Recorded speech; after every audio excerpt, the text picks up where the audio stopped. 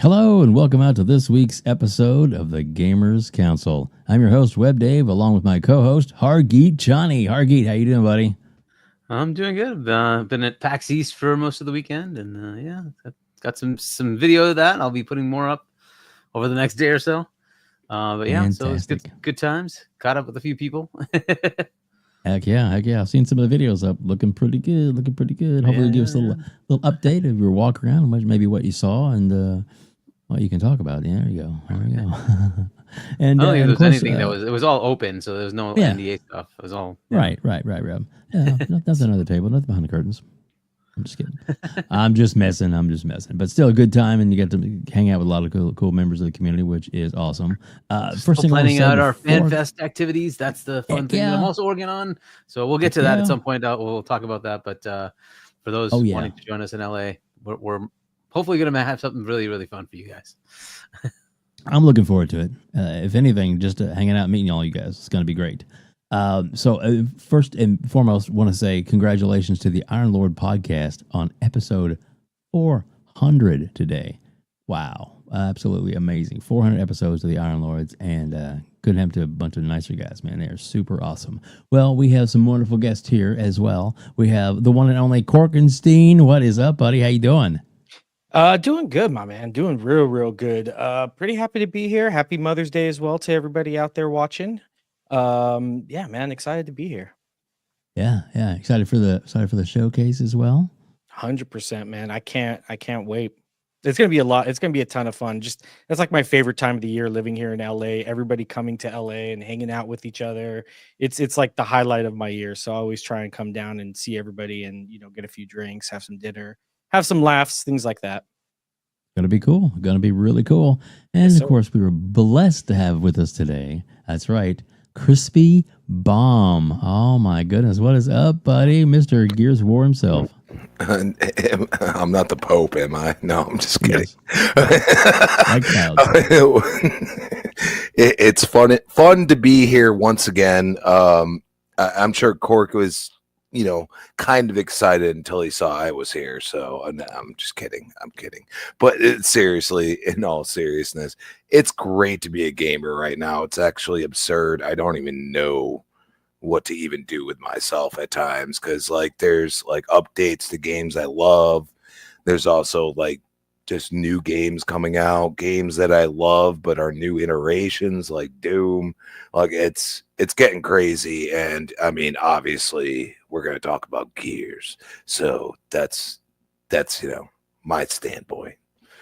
Exactly. I'm pretty excited about that as well, and it's going to be a lot of fun. And like you said, man, it's a good time to play with games, because it's better to play with games than with yourself. But well, I'm sorry. I don't know, unless you got a grip on things. So anyway, what? Dave's derailed the show already. Oh, look. Nice. Yeah. And if you're at the showcase in LA, you definitely have a chance to get one of these. And we're having a bunch of them we're handing out, as well as a few other things. It's gonna be awesome. So, Hargeet, what do you want to start with? Let's touch on the on the showcase and the hard work that you're putting into that, and maybe a little update is how things are going, and what maybe people can look for, and where they need to go to actually have a chance at getting in if they're going to be in the LA area. Yeah, sure. So as we all know, there's the June showcase for Xbox, and usually there's an accompanying FanFest watch party, which allows you to watch it with fans, if you get selected in LA. So unfortunately, this year, Microsoft decided not to do it. So we in the community decided, what the heck, we'll just do it instead. So we're putting it together, communityfanfest.com.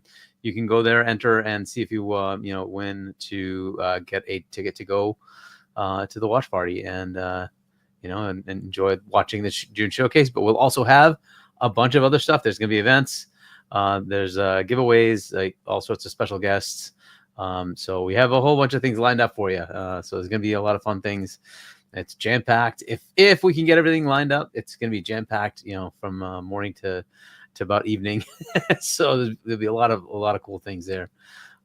So yeah, if you want to come on over, if you're in LA or if you can make it out to LA for the 8th, enter and see if you can get in. See if I can throw that link into the chat. Copy and click. And WebDave, I think you're muted.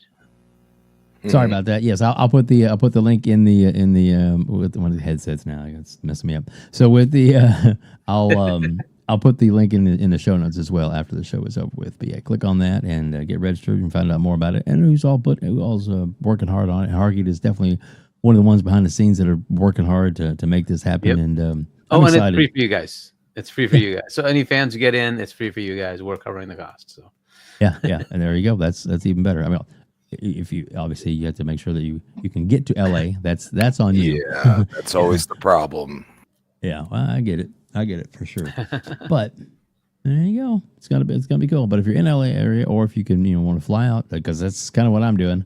I'm going to the Keeley event, and Hargeet are going to go hang out at that. It's going to be cool. Watch that live at his event, and then hang out in town a few days, and then join the watch party. It's going to be really cool, and hopefully like I said, hang out, meet some of these great guys, and maybe take them to dinner. Hopefully Hargeet's going to let me buy him dinner. Oh, it's going to be awesome.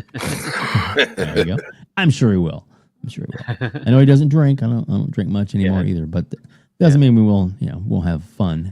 Plenty of things to do, gaming wise, for sure.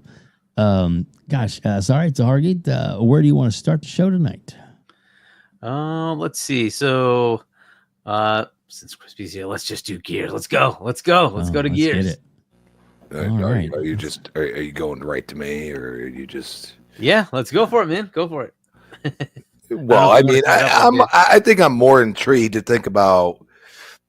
Yeah, I mean, I put it out there on all the socials, constantly been consistent. I want Gears to live. I don't care how it's done. I don't care if, however they make money to keep Gears going. I just love Gears. And I probably haven't said it like that ever, but that's really the whole point. And I truly believe that there is a lot of PlayStation only gamers that have never touched this game. And I will say this, if you think Gears 1 and what they're going to do, because they're not, I'm telling you, everybody's like, oh, the multiplayer is going to be different. I'm like, no, it's not. It's going to be a slower pace, because Gears 5 is astronomically paced compared to Gears 1. But, can they fix the important things, like the hitboxes, things that matter in the multiplayer? You know what I mean? And also be able to go such cross-platform compared to what they've ever done. And I think that's why they partnered who they partnered with. And because they have a multi-platform thought process in a way, even, bringing in that's where I say, what are they doing? Everybody's oh, why isn't it 2 and 3 in there? And I agree. Like 2 is my pinnacle of Gears. Okay. Bar none. Let's be honest. Phil said, you know what? I went back and I played it. Yeah, we shouldn't release this all at once. We can milk these guys. TTS, right? Like, think about it. Think about it, though. 40, 40, 40. Okay? And everybody's like, oh, E-Day is coming. I don't think anytime soon. I think that is going to be, because everybody remember, Gears has always been the reason why you want that new Xbox at times, especially when I bought the One X. You know what I'm saying? Like, I bought the One X because I wanted that pinnacle at that point in time for Gears 5. You know what I'm saying? Like, it did more. You know what I mean? And then they introduced it into Game Pass, and I caught crap for that because I'm like, oh, you know what?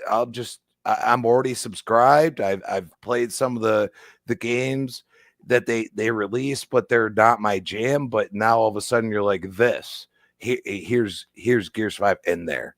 That started the whole Game Pass thing. I don't care what anybody says. It really did. And you look at it and the updates they did, even the Gears 4, they continue to update these games. But, the way they update them doesn't mean that they can't make it look better. And shout out to my man Shadows, like he just released a video today. I mean, he compared everything that he's seen from PC to what he's seen through the screenshots of now and everything else and what they've shown. And he's like, man, this looks incredible. And I see a lot of people like, oh, the Pro is going to play it better. I'm like, dude, the Series X plays everything that you have just as good, if not better. You just have to actually play it on the console, on your TV. And if you have a decent TV, that's always the problem, I see at least. Or you just look at screenshots on Twitter and just be like, oh, this looks terrible. I mean, come on, man. Like, and I see people all the time like, man, Gears 5 don't get enough credit because it looks that good. You know what I mean? Like, it looks that good. It still plays and looks that good, but it's a fast pace, and you are introduced way farther in to what you should be introduced to, which is Gears 1. Now, like I said, for Microsoft, yeah, probably a cash grab. Now they said, you know what? We're going to release them individually. And they already opened the door. They're doing one on the PlayStation. Enjoy it. But understand that you're going to be paying for those games while I'm just playing them. Okay? Yes, I'm paying my subscription, but it's not like, okay, 2 months, $20. Oh, wait, I got all these other games. Oh, I got Doom the Dark Ages coming. Oh, yeah, I got all these other games that I can play. Like, obviously, I'm a huge Gears fan, and I'm going to play it. But I've also played 5 for, I don't know, like, it's like 60-something days. It's kind of stupid, okay? Like, Horde, everything else. Like, there's no Horde in there. There's no hand-holding, PlayStation guys. Okay, you're going to play the campaign, and then you're going to go into the multiplayer. Okay, there's no Horde in Gears 1. Like, y'all need to realize this. And this is where I call out some of the people that are the loudest right now. Like, crap, gamer. I'm sorry. But that's where I say, like, why is this a bad thing? It's going to be 20 years old next year.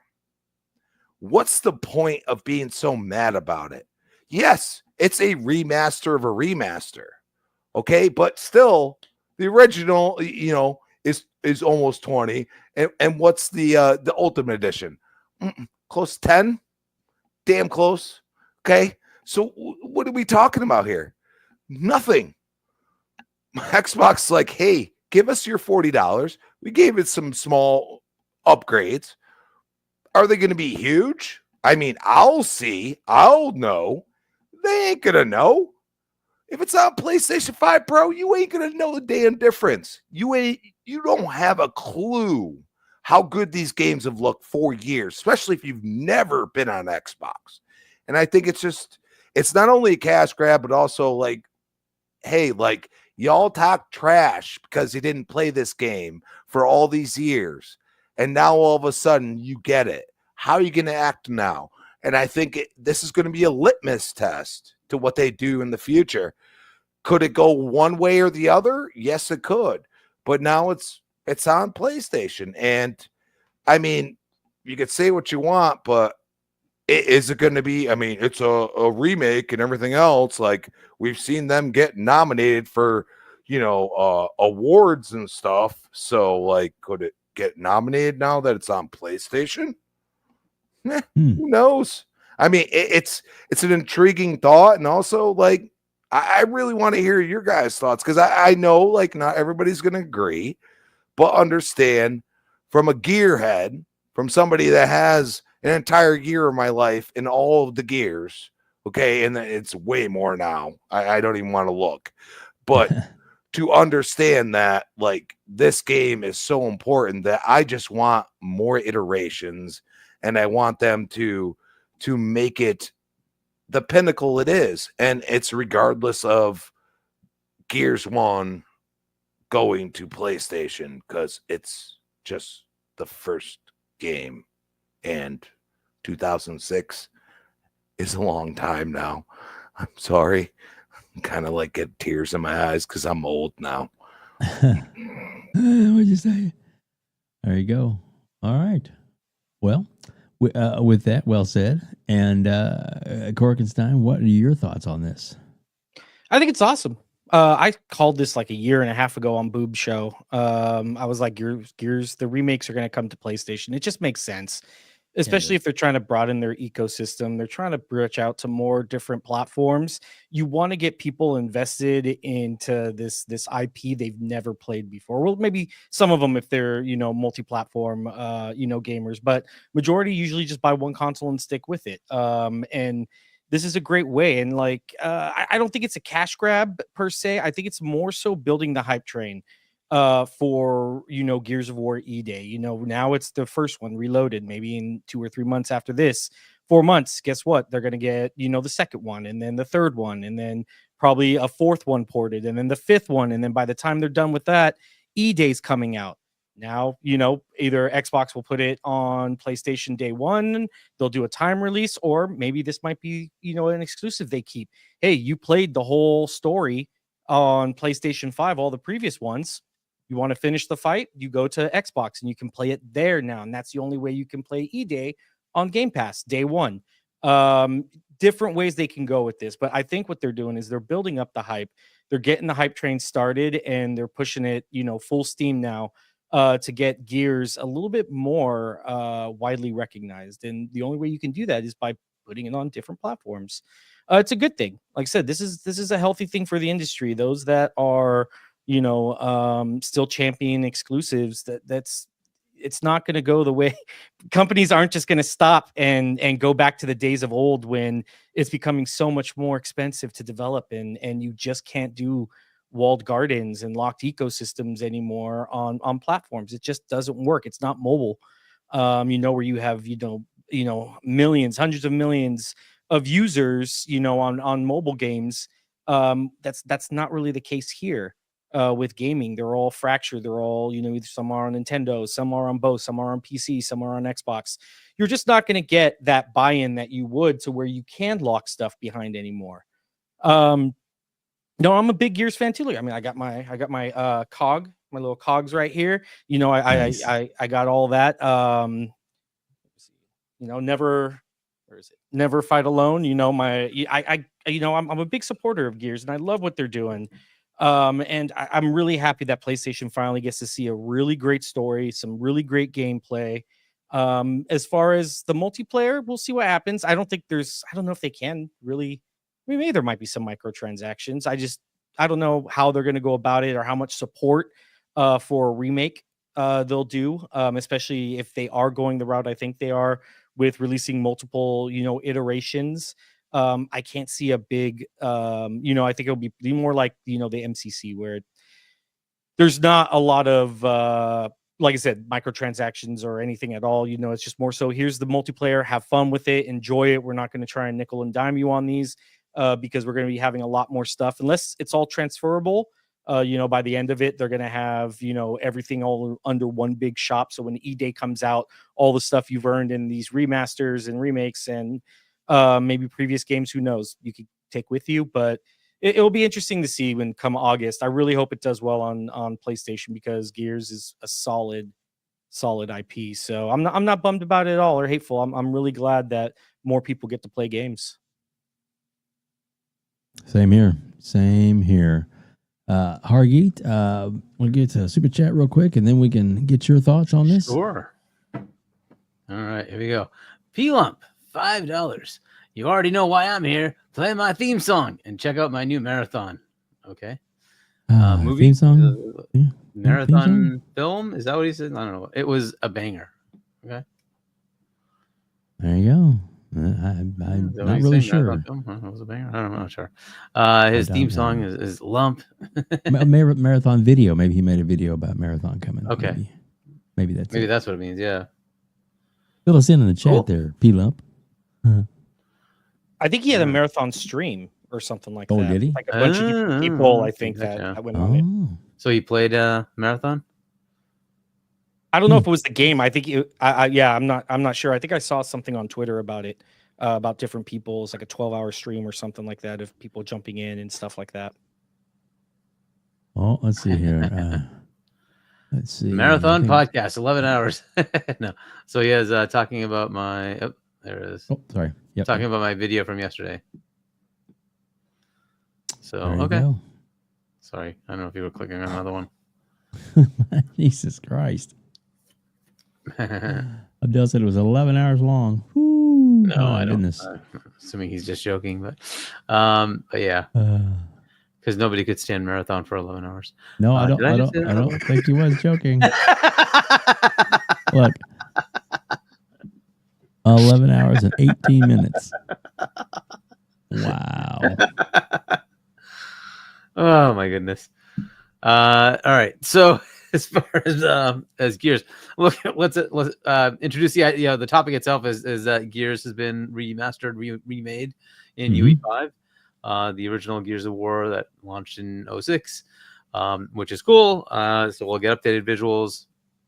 It's coming out in August to pretty much everything, except it's not announced yet for Switch 2. Wouldn't be shocked if it does. I would assume it would come out on Switch as well, but we will see. But yeah, so it's coming out. It's it's not the whole trilogy. I think pretty much you've covered all that. Like as far as the what will likely happen, we'll probably get the other two later. So that's probably what's going to happen there. It's great that they're doing this. It introduces it to a whole new set of gamers that never got a chance to play this. It's about 2 decades old now. So for those who have not been able to get into the Gears franchise yet, great entry point to start that again, of course, since it's the first game. E-Day's coming up at some point, but yeah, that looks, like it was incredible for those who remember the series. So this gives you a chance to delve into what we all got to play before E-Day comes out. So check it out if you have not played Gears of War. But yeah, I think it's great that they're redoing this one. At least it's a few decades old, right? So it makes sense to kind of bring it up to speed. Fair enough. And this will put it on, I think the PC version of Ultimate already was there, right? Gears of War Ultimate or something like that. They did put on PC. I don't think 2 and 3 are on PC, but I'm not sure about that. I believe they're not. But that hopefully will happen with these updates, right? So this is cool. So when it comes out in August, this is going to be their August game. We'll see what they do for June. Do we have a June game from Xbox? I don't know if we have anything lined up from them yet. Maybe we'll get a showcase. Maybe there'll be a shadow drop. Right. So, but either way, good stuff. I think you guys pretty much covered everything that really needed to be said anyways. As far as it coming to PlayStation, that we all kind of knew this. This wasn't something that's that's been hidden. They told us there's no red lines. So If Forza Horizon can go over, certainly this can as well. And wouldn't be shocked if like Master Chief Collection shows up on there too. So Hargit, let me ask you this. So reading that, because this is not a conspiracy type thing, but a lot of people are maybe reading into it because of the wording. So Gears of War Reloaded comes to Xbox Series X and S, Xbox PC, Xbox Cloud Gaming, PlayStation 5, and Steam this summer. So PC Xbox. Did they miss a word? Meant PC Xbox app? Or is PC Xbox alluding to something else? What do you think?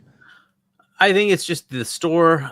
Look, I mean, Xbox is PC, like as far as Windows, right? So Windows is Xbox, Xbox is Windows. It doesn't matter. It's the same thing. But they have their own store, and that's the Xbox PC store, which is part of the Microsoft store.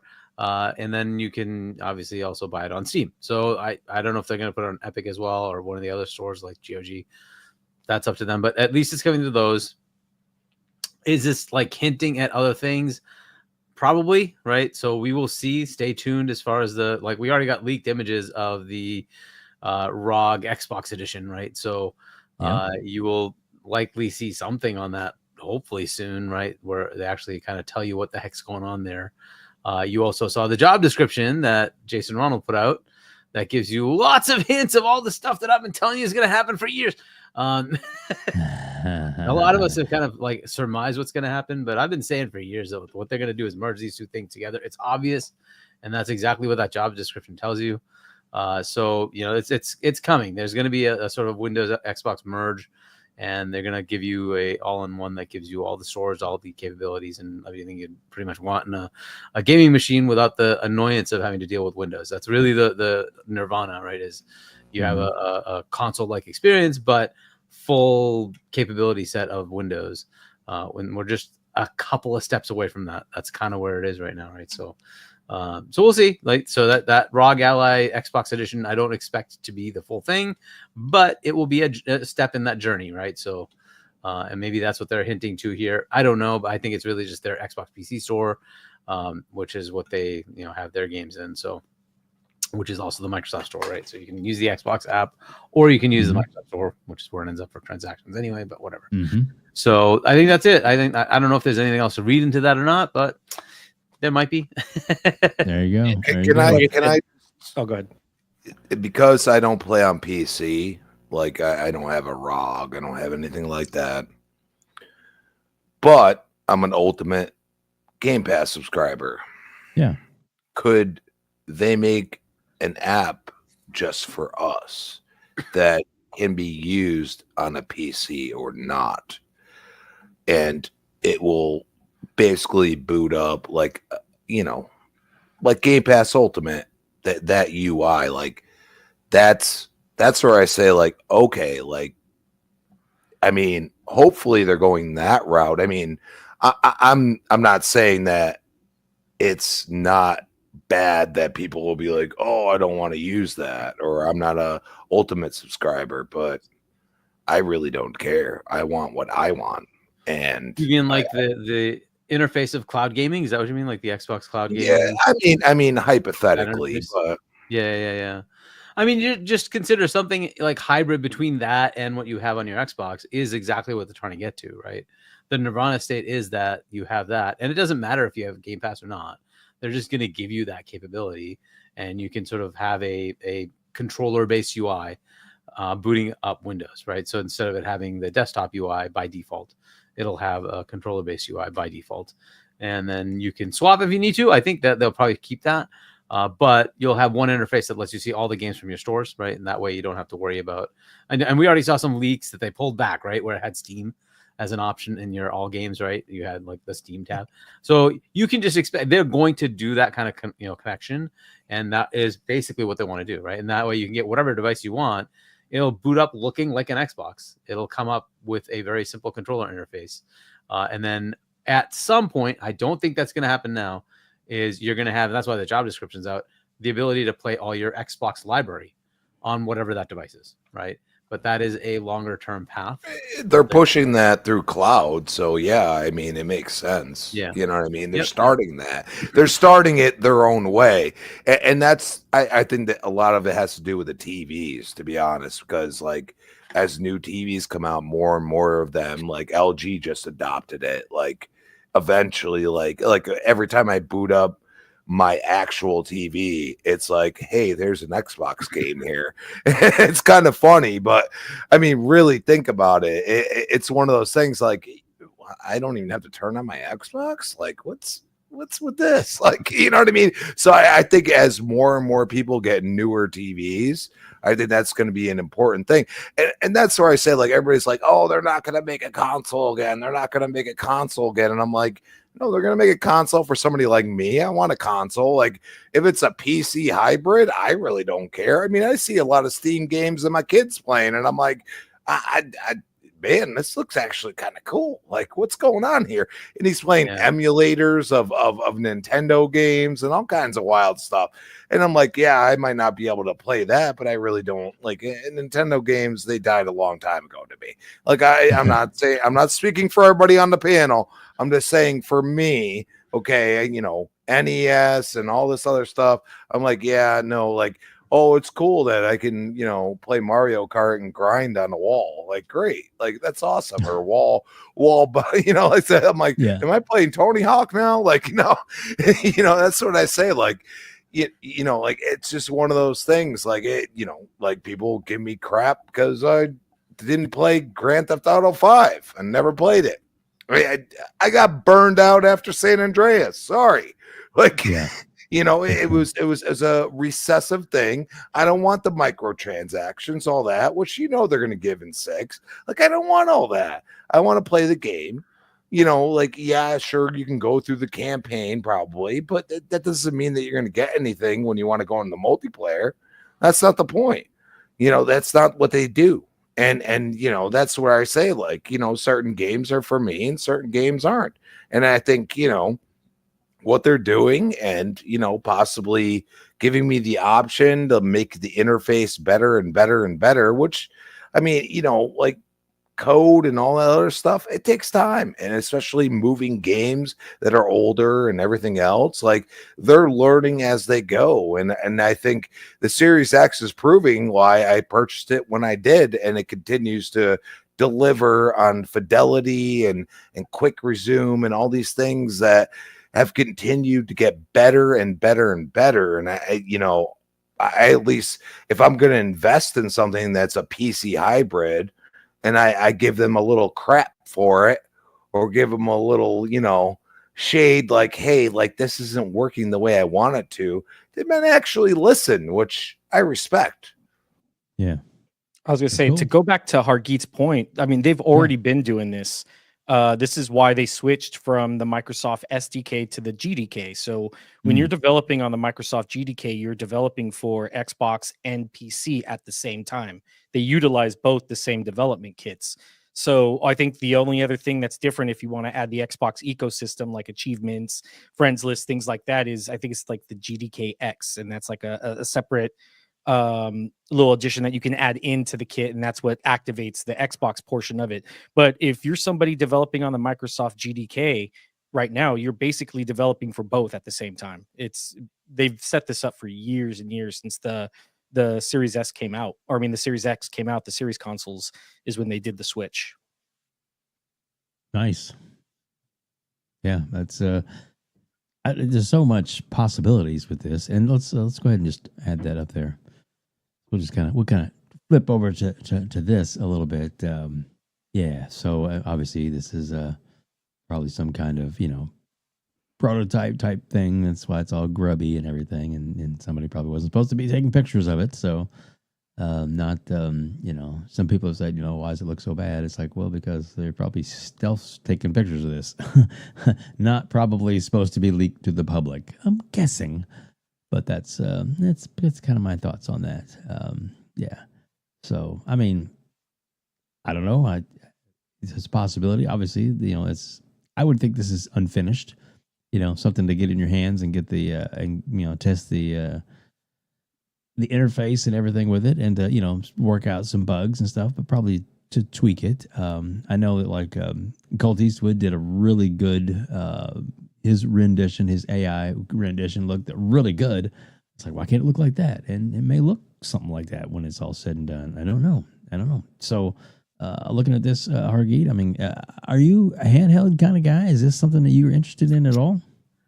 I have the ROG Ally. Obviously, I have the Switch, and I have the Switch 2 coming. But I'm not generally a handheld person. I generally like my big, large TVs. I like that's a much better interface for me. So I prefer to have the game running console. To even my Switch is just kind of docked all the time. You know, I just plug it into the TV. The thing I did with the ROG is I got the X Reels, and that is a set of glasses that basically projects the screen into a large thing in front of you, right? So it's just AR glasses, and that way you can not have a dinky little stupid whatever 7-inch screen. You can actually see a nice big large screen with that. So it plugs into the ROG, and that becomes its display. So that's one way to go, right? So that's another potential way to make it, you know, useful. But you know, as far as what they have, if this is of interest to people, it'll be interesting to see how well it performs. And what I'm assuming this is just going to be PC. I'm guessing that's what this really is. It's PC with an updated, you know, Xbox app, and that is going to make it a bit more seamless as far as the interface. I don't know if they get rid of Armory Crate, which is their built-in interface. That probably is still there. There was an equivalent white model, which I think was a lower power version. If it is, I think that might not be the Xbox version. That might be the Steam OS version. We will see, right? So none of this is announced. These are all kind of just rumors and speculations at this point. But yeah, that's kind. I'm not really a you know, a handheld person, but it's an interesting device, though. I'm really more interested in what they do with the interface, and if that's portable. Can you use it on a desktop? Can you use it on other devices or not? And if it's kind of locked to this, that would be kind of disappointing. But at least it gets us in that, you know, journey to get to somewhere where we all want to get to eventually, right? So if that's the case, great. But I'd love to see if that interface is available with others, right? So we can all take advantage of it. It may not be perfect, right? But we'll see what we get, right? So.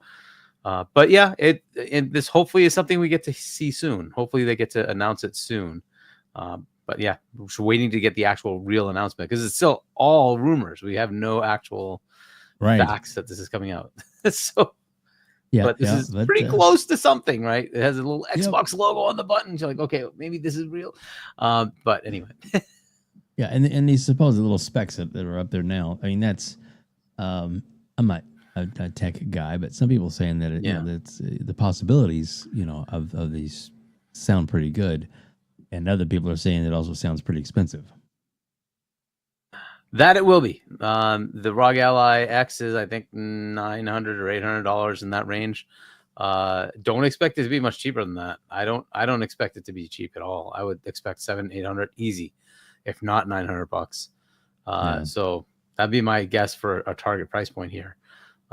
Yeah, expect to pay for this, right? It'll make the Switch 2 a very affordable device. That people didn't believe me when I said it was actually reasonably priced. yeah, exactly. The one thing I'll say too that I know, like I had a ROG Ally for a while, still got my Steam Deck, but when I had the ROG, I actually just for shits and giggles tried it out, and was actually able to get onto StreamYards, hooked up a camera to it, and was actually able to, make a recording on StreamYards using that device instead of like a regular computer or anything. And I made it like, well, that makes it pretty much portable anywhere. Any place that's got Wi-Fi, I can just set up and hook up and podcast. That was kind of cool. So just a I'm probably not an intended use for the item, but but it's definitely something that it could do for sure. We'll go. Cork, let's go to you next on this. So what are your thoughts about this? The handheld, is this something you're interested in? Does this excite you? You think it's real?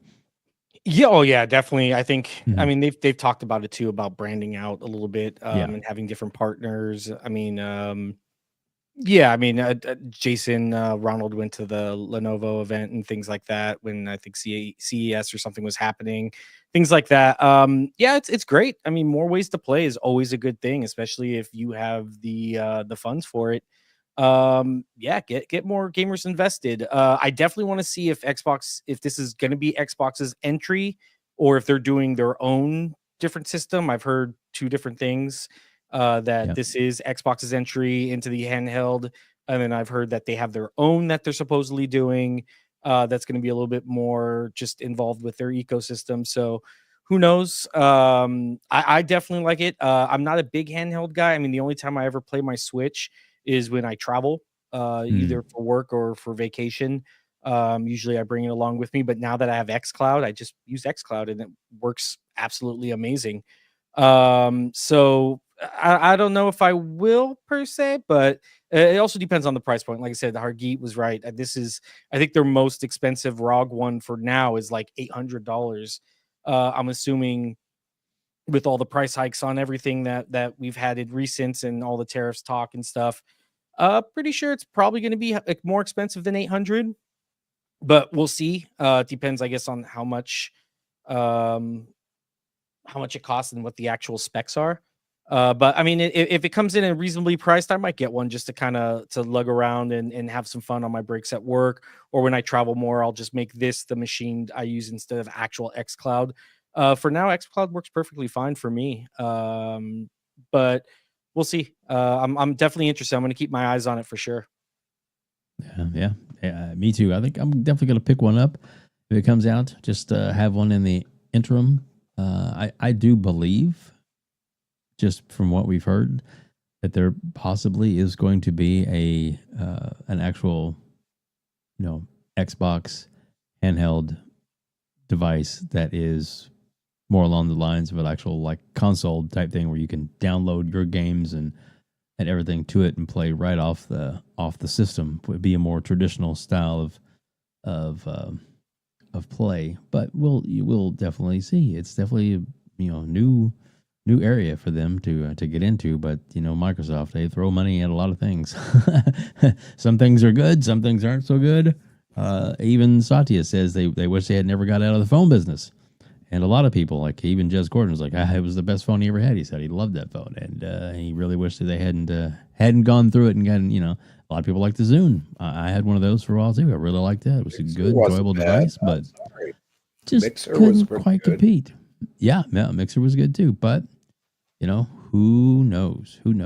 Crispy, are you any interest in this at all? In a handheld for yourself? I mean, unless they show me something that I haven't seen before. I mean, other than that, like, especially at the price point, it doesn't make any sense for me. Mm-hmm.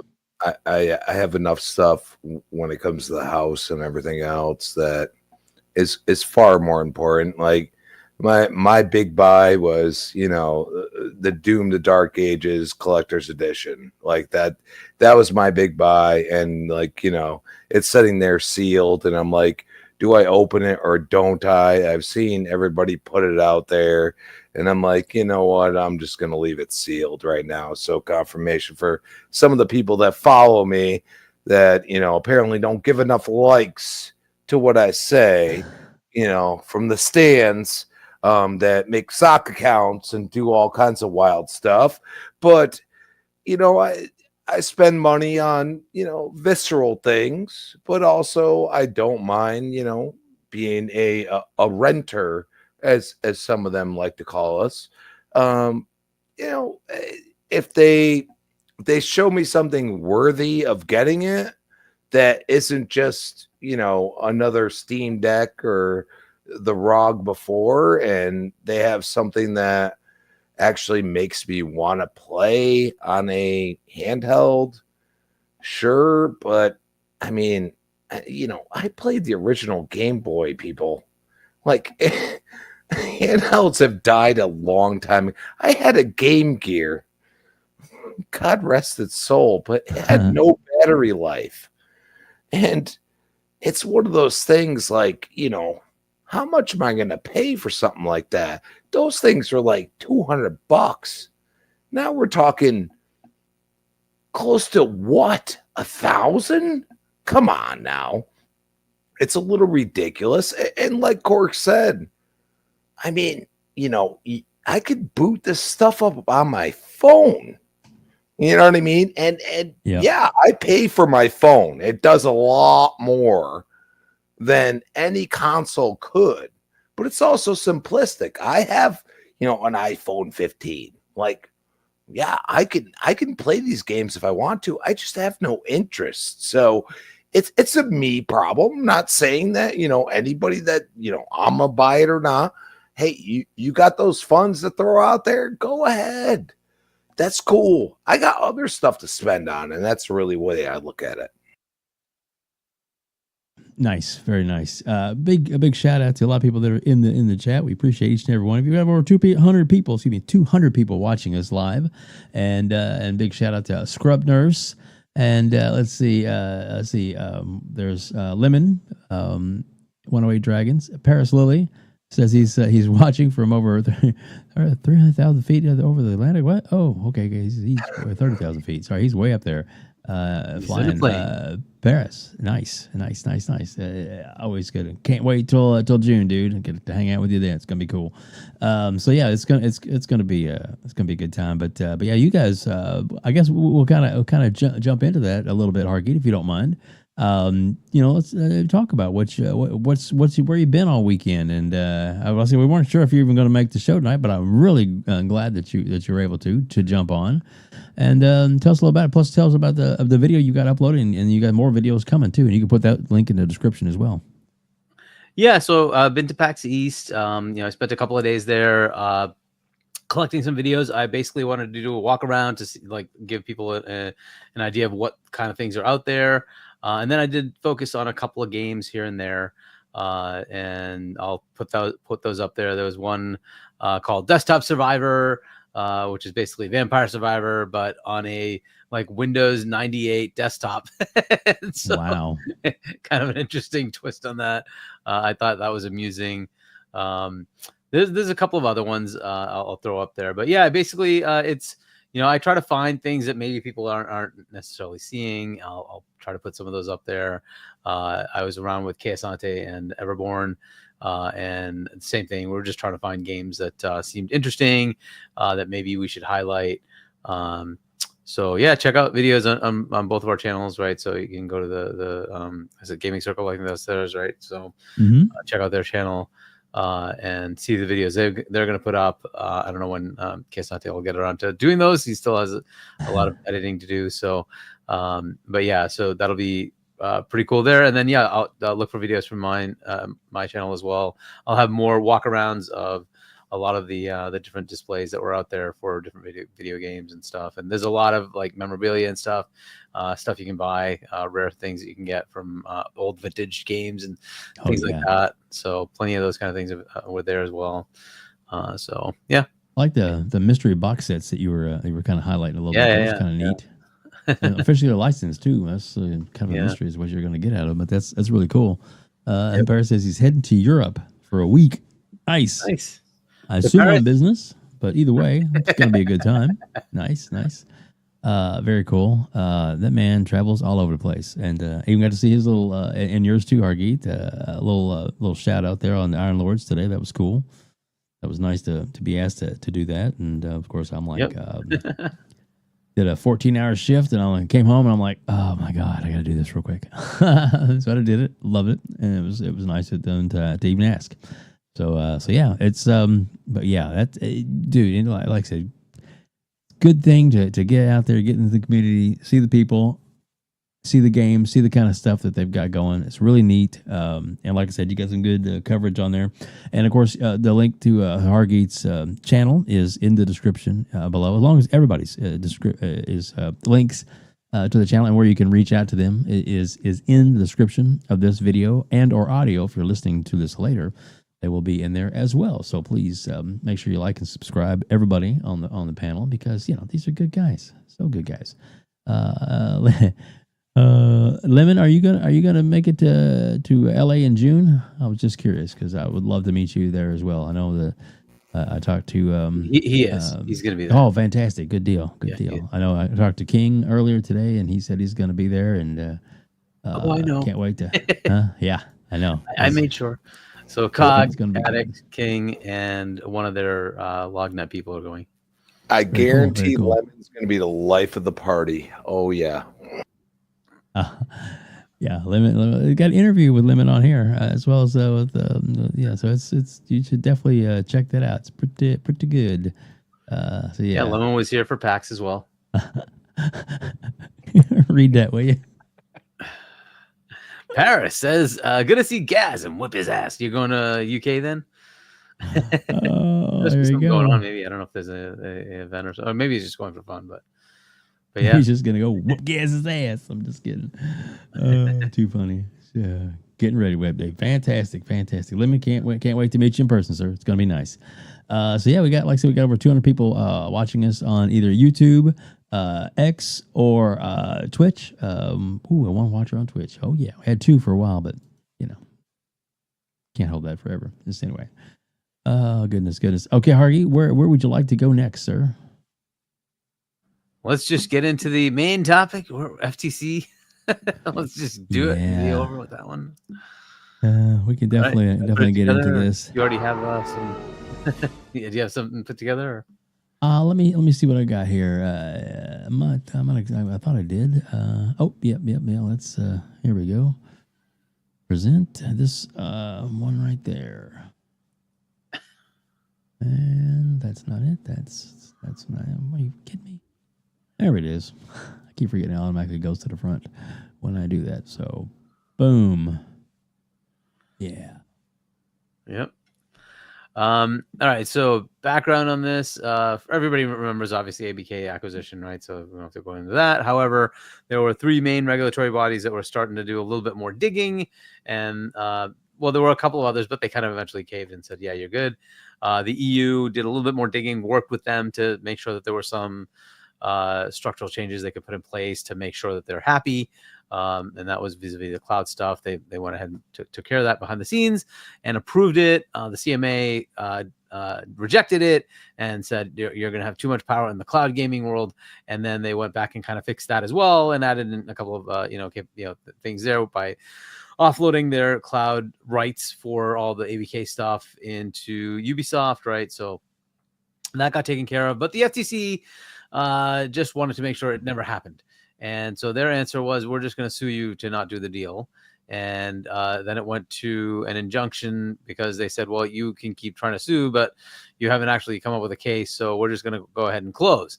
And then they said, oh, we're going to file an injunction that you can't close. And it went to a trial, and the judge, Corley, I think her name was, in the 9th, I think it was the 9th district. I don't know if that was the one. I think it was the 9th. But anyways, said, well, you don't have a case. Goodbye. And that basically was the end of that. And so Xbox and Microsoft went ahead and closed. And then the FTC said, oh, well, we're going to appeal that. And then the appeals, almost there's never been in the history that an appeal has gone through. So it's that's not likely to happen. On top of that, the judge that did this was a Democrat judge that would have aligned with Lena Khan to begin with. And she said, you don't have a case. The appellate court for that circuit is Republican as the majority. And I'm like, dude, there's just no chance. There's no chance. And that's exactly what happened. They just threw it out. They're like, go away. So that's essentially what ended up happening. And so this is done. It's done. There's now basically somebody would have to make a case to unwind the deal that is legitimately done. Right. And I don't see that happening with the current administration. I don't see that happening. They have plenty of other fish to fry. This is just not one of them they need to worry about. and whatever the issues they might have had have turned out to be the absolute opposite. They're putting their own games, the ones that they used to have, they're putting those on the competition, right? There's no case anymore, right? They're wide open. They're putting their stuff everywhere. They don't care. They're putting their stuff everywhere. So any hint of potential issues that might have arisen for competition, it would basically be because they have a superior product. That's it. Outside of that, they're not killing their competition in any way. They're giving their games to the competition. So it's really just no case left. So ultimately, this is just a done deal as far as this specific thing. Now, what does that mean going forward? Everybody now thinks, Microsoft's going to go buy the next publisher, the next whatever for gaming. I'm like, okay, maybe, but understand Microsoft has ambitions outside of gaming. So this is not just Xbox, right? So they might have held off on a lot of things because they were in this stupid thing with the FTC. And they might be ready to go do something big in a different area. So I just want to keep that in mind, right? It may be something they do in gaming. That's totally fair. But it is Microsoft, and they do have other things that they're working on, whether it's AI or other cloud areas or whatever, right? They have other ambitions, and I don't know that they don't already have something else in the works where they want to kind of pull that trigger and go through that. So that might be the next big thing that they go after, right? So just keep that in mind. If they are able to do something else, fair enough. They certainly have the funds to go buy something else. So this kind of opens them up from that whole legal headache that they were under. So that's kind of what my thoughts are on this. It's it's finally done. We finally got that nail in the coffin that this is done, and now we can move on from the stupid ABK acquisition. And what else? What else is next for Microsoft? Potentially even Xbox, right? So we will see. But yeah, I think I'm just guessing that there's other stuff that Microsoft will want to do outside of just the Xbox arena. They just gave them, $80 billion to go buy major publishers. Go make that work for now, and let's go do other stuff at Microsoft. Then we'll come back, right? That doesn't take away from the ability for Phil to go pull the trigger on smaller things, though. So if there's smaller studios that don't even require regulatory approval, I think they can just go ahead and do that. But that's kind of the spot they're in, right? So we'll see how things go. But I think it's kind of cool that this is finally over. You put it behind us, and the stupid thing was still lingering. But yeah, it's kind of where my head's at for this. Nice. Before we go around the horn real quick, you might want to read that from General Spartan, and there's a couple more I thought you might want to mention real quick. Sure. General Spartan, Hargeet is right. I think MS will go for a business-oriented acquisition, not related to gaming. Yeah, it's just my thoughts. I think they have plenty of other things, right? So Roche Neppinger, they just made a fantastic quantum chip. Yeah. And they could be looking for more capabilities there too, right? Brian Harris, they're making light speed chips now that use nothing but light. Yeah, there's a lot of innovations going on, right? And maybe they want to pick up a fab. Maybe they want to get into that space and say, hey, we're building stuff for Xbox, for Surface, for data centers, right? Can we take advantage of something that we just do ourselves, right? And we don't need to rely on somebody else. Maybe they do that, maybe they don't, right? But it's just things to think about, right? They might have ambitions beyond where we are now. Think about what was the TikTok that kept getting put out there, right? Hey, maybe they just want to do that, right? Something like that, because that would also have to go through a massive regulatory approval, and not to mention all the stupid legal headaches and hoops that they would probably have to go through, because that was the whole reason it needed to be divested. Exactly. Their new chip works at much higher temps than other quantum chips. They even made a new semiconductor for it. Yeah, I mean, there's all sorts of cool innovations, right? So, but yeah, this is the stuff, right? That I don't know that they would go to gaming next.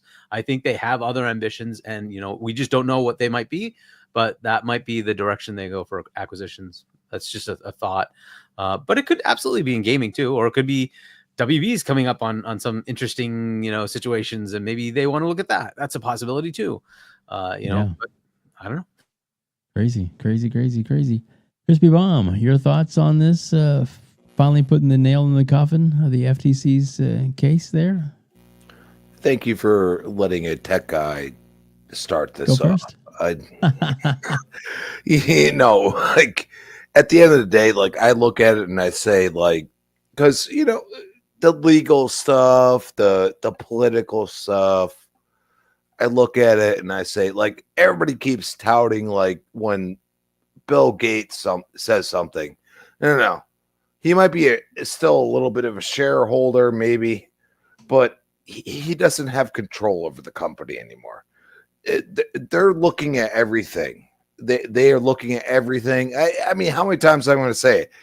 They want all the hands in all the cookie jars. Okay, Microsoft, they've built this empire, because it really is. I mean, what them, Apple, Amazon, a couple of their companies, kind of, fight over the top spot. You know what I mean? Like it's one of those things like, okay, like they do make hardware, and that's where I disagree with people and say like they're not going to get rid of every aspect that they make hardware in.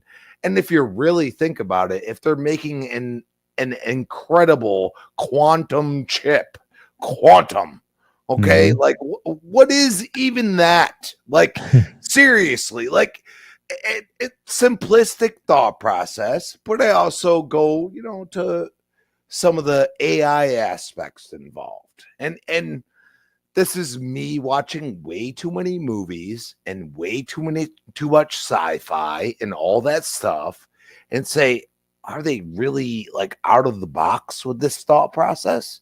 And I say, no, probably not. But could they buy out a energy company that makes, nuclear reactors or something like that, and build an AI base, and they use that technology to do that? They can do that because they have all the money they want. They have cash on hand. They bought ABK and probably look at the cash on the hand they have now. It's probably almost the same now. Okay? Like, really look at what they're doing. They are not dumb. All right, people? Like, everybody's like, oh, they're throwing Xbox to the curb. And I say, no, they're looking at Xbox and saying, this is our small leg in the race. But our race is not on the same playing field. They don't get it. These companies like Sony and Nintendo, they don't care about this stuff. They make movies, they make TV shows, they make games. I mean, Nintendo, they make the games they want. Okay? Xbox is like, man, that Fallout series really hitting hard, right? Oh, man. Oh, everybody's waiting for season 2. Man, like they're really waiting. And they can take that series and go for another 10 seasons if they wanted to, because it's a mind process. Like once you're in, you're in. And as long as they deliver a decent product, people are going to invest one way or another, whether it be subscribing to Prime, which Amazon, okay, we're happy. We're not going to go into game. You know what? You guys are giving us some of your IP. We're good. Everybody, it's like a pat on the back. Like, oh, okay, you're all right. You know what I mean? And then you look at the Apple thing. Have you seen anything from Apple? Okay, Epic. Who backed Epic to go against Apple? Microsoft. Why? Because they're sick and tired of playing on Apple's rules. Okay? They want to just let things become something. Look at their investment with Minecraft. What did it become? Everybody's complaining about kids throwing popcorn. That's what it became. Think about it. They know how to invest in things now. I'm not saying before, but right now, into things that have mind share. And mind share is far more important than anything else right now because of social media, because of all these things that are involved that you didn't see before, but somehow they seem like they did. And then you hear about, what other companies are doing that are supposedly the ones that are going to kill Xbox. And I say, okay, like some of the shows that Sony comes out with are great. The games I have no interest in. Haven't for years. I mean, since they killed like SOCOM and Twisted Metal, I don't care. Nintendo, They come out with a Mario movie. It's great. They basically took a animated thought process and went full on. But then you have a company like Sega who releases that IP of Sonic, and it's like a meld of, AI and everything else, if you really think about it, like, and for them to change the character so much in the first movie, it required, like, especially in the amount of time they did it, I say there was something else involved. And that's where I say, like, I don't disagree with anybody that, Switch 2 is going to get some great games.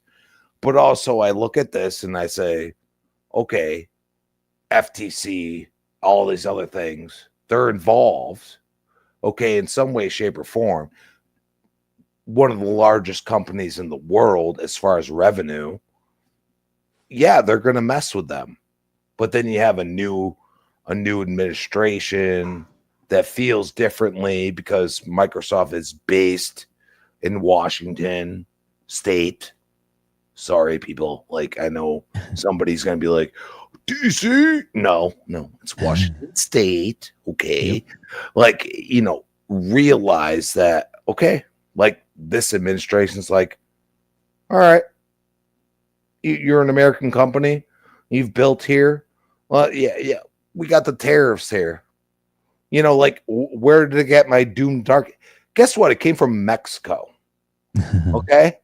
Okay. It didn't come from China. Like, the whole thing says Mexico all over it. All right. Like, don't act like this dude don't know what's going on. And I'm sorry, I'm going a little political, but I'm just telling you, like, China's making a deal. Trust me. Like, if you actually don't go with you didn't hear the regular, Crispy, they already announced it. There is a deal. I know. As of a couple of hours ago. I'm telling people that there don't is? Look at China and US. Nice. They don't look at what is actually happening, and this is gonna bring chip manufacturing here. And who would want that? Apple, Microsoft, Google, maybe. Google probably don't want that. Amazon don't really care. They want to sell their products. Okay. So they're the ones that screamed loudest before, Hargeet. Remember? Like, it was like, what, a week ago? They screamed pretty loud about this. Okay. And then Temu all of a sudden's like, oh, yeah, no, we're good. I don't know if somehow they're separate in the way, but they were saying stuff like, you gotta go beyond the mainstream media, because they're going to tell you what they want you to hear. They are not going to see what I see. And it's one of those things that right now, Microsoft is probably not looking at gaming as far as investments, as far as like grabbing a publisher or anything else. They are looking at how do they make the gaming aspect better by investing within what they need. And they need a better, cloud gaming and everything else, especially in the United States. They still need it. Okay. Can you invest in companies that are trying to give you more fiber optics and all these other things? These are things that they look at. And I think a lot of people ignore that and don't understand that this company is so large, but also has lost in so many other ways that they look at it and they say, okay, this is the most important thing, which I think their next investment will be some kind of AI. Look how they use Copilot. Like, could they buy them? Like, Chat GPT, like things like that. Like, they're not going to go straight into gaming again because they had such a hard fight to try to get Activision. And I think they're going to kind of look like, could they buy a smaller company? Like, you remember how I said many years ago, Obsidian is the greatest purchase Xbox has ever made, and I continue to be right, by the way. Okay, like Insomniac level, they can just make games. Okay, and what did that really cost compared to Activision? Pennies. Think about it. So you look at that and you say, why would they do that now? Oh, wait, they would, because guess what? It's not going to cost that much. And I think they look at that and they say, no, we can announce that. We can, like if it's people who can fly or it's whoever they've been working with for a while, they can do that. Yeah. But at the same time, they can also invest big money in something completely different. And I don't think anybody's going to bat an eye. Yeah. All right. Well, good points. Hargeet, let's do a quick member update, and then we'll get to Corkenstein's thoughts on this. Good old FARQ. Bram Stroker gifted 1 WEBDAVE membership. Thanks for gifting the membership, Bram Stroker. And Meet the Cheater. See who got it? Yeah, it's Meet the Cheater received the membership. Congrats. Congratulations to Meet the Cheater. All right then. Cork, buddy, what in the world do you think about this? I mean, it was always the writing was on the wall. You saw it with Xbox, and how they promoted Call of Duty. It wasn't a mass takeover of, Call of Duty Game Pass, Call of Duty Game Pass, Call of Duty Xbox. It was very strategic. They played it like they were still, a third-party publisher. Part of the reason was because of the FTC. The reason why Xbox is doing a lot of this stuff is because of the FTC and how they're looking at gaming. I mean, most also from a business standpoint, it just makes sense as costs are growing, but also because, it would suck for Xbox to do this. And then all of a sudden, as soon as they close the deal, now they're like, well, Call of Duty is going to be exclusive. This is going to be exclusive. This is going to be exclusive. And then now FTC's like, see, I told you, this is why we need to unwind the deal. And now they're just giving them ammo. So this was always going to be the case because of the way Xbox went, and they were willing to give concessions like cloud gaming, which wasn't really a concession. It's still in its infancy, and it's probably going to take a good 10, 15 years anyways to get built up to a solid point that it can, start not replacing hardware, but being at least a decent substitute, where it's a little bit more reliable. The internet in certain areas are a little bit more established and stable, things like that. So it wasn't really a concession for Xbox to give that up to Ubi.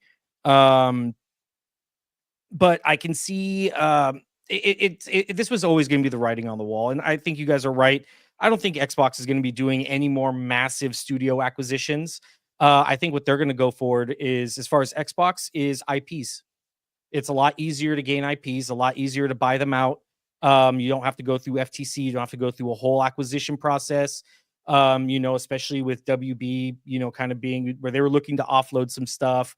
Tencent has so many IPs that they can offload, things like that. And the console wars have been over. Consoles have never really been, despite what a lot of people think, consoles aren't the revenue driver people think they are. They're merely an access to get into the ecosystem. So what's always been the moneymaker is live service and, MAUs, subscription services, things that generate revenue over time consistently.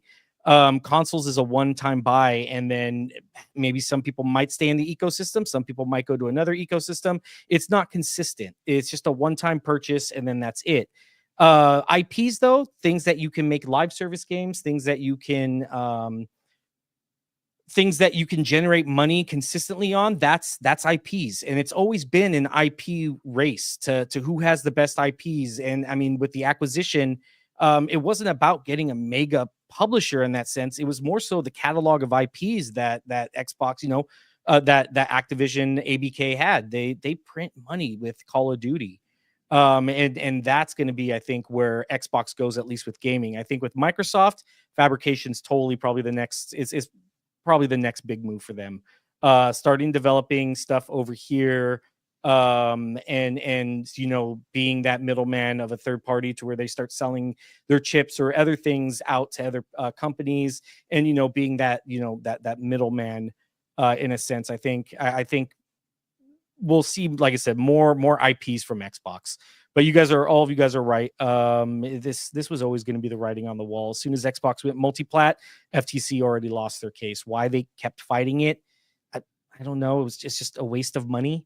It just doesn't make any sense. Because like Lena Khan was maybe trying to make an example of Microsoft. Not a good idea for her. No, especially because there was no case and it was largely just, PS doesn't like this and, Call of Duty. And it's like, well, Call of Duty's multi-platform. It's on everywhere. PS isn't losing the access for it. It was a stupid case to begin with that they were very unprepared for, that Agreed. I don't think they really understood the market.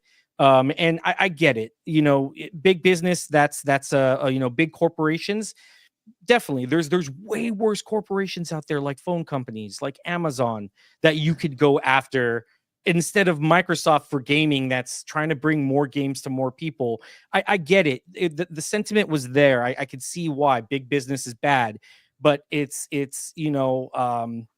like a dog that chases after every car that runs by. It's like, what are you going to do with it once you get it? Like you're just chasing shit for just to chase it. It makes no sense. At least have some kind of purpose behind what you're doing. And that's what I felt the FTC was doing. They were just chasing after any big business they could just to make a statement. And it's like, okay, that's great. You're just showing, the only statement you're making is you're completely just dumbasses. You have no idea. You're incompetent. You have no idea what you're doing. You're just going after big business to be like, yeah, look at me. It's like a Napoleon complex almost, the little tiny guy trying to beat up on, something big. It's like, no, you're not David and versus Goliath here. You're not going to win this. And that's just unfortunately what it was. So overall, this was always the end result with FTC. It was always going to be them losing. I agree. For sure. In fact, in if you listen to any of the stuff in Congress when they had her up before Congress, a lot of the congressmen were, just ripping her to shreds for her, what's the purpose in this, and why are you doing this? And her points just never really landed. We got a couple of super chats, Hargeet, and the second one that we read might actually we'll go around the horn with a reply from everybody. All right, Pixelbit G, $5. Cheers, gents. Been a while since I've heard y'all live. Happy Sunday and Mother's Day to any ladies in chat. That's right. Happy Mother's Day. That's right. That's right. Thank you, Pixelbit. Anonymous Boss. Salute to all, 100%. A question to each one of you, WebDave, Corkenstein, Hargeet, and Crispy. If you could bring only one game, get a remake, what game would it be? Who wants to start? Maybe Corkenstein. Let's go with you. Oh yeah. I mean, I have tons. I would have to one. Say, I know I'm a banjo bro with Boom, but honestly, Simpsons Hit and Run. I just absolutely love that game. I know there was a person working on it, like on a side project kind of thing, like redoing it so it looks like the cartoon, which totally viable, but. Yeah, I would say Simpsons Hit and Run. It's one of my favorites. There you go. So, Crispy Bomb, what about you? One game you could remake. What would it be? Gears 2. There you go. Wow. Simple, easy, right? Easy. That was easy. There you go. All right. Hargeet? Yeah, I mean, look, there's plenty of cool games that you could remake. The one that I guess I've always said is Gabriel Knight, and I'll just stick to that. I think doing that one again would be really awesome. It's a series they now own. There were I think 3 games, and it was made by Sierra Online way back. That's now owned by Xbox, and so they could bring that back in a more Order 1886 like game. So I think that would be kind of cool. But yeah, that would be the one that I would like them to do, but remake it. It was a point and click adventure, but remake it to give it a bit more of a modern gaming feel, and then have the same story, or maybe revamp the story, because the story itself was really cool. So yeah.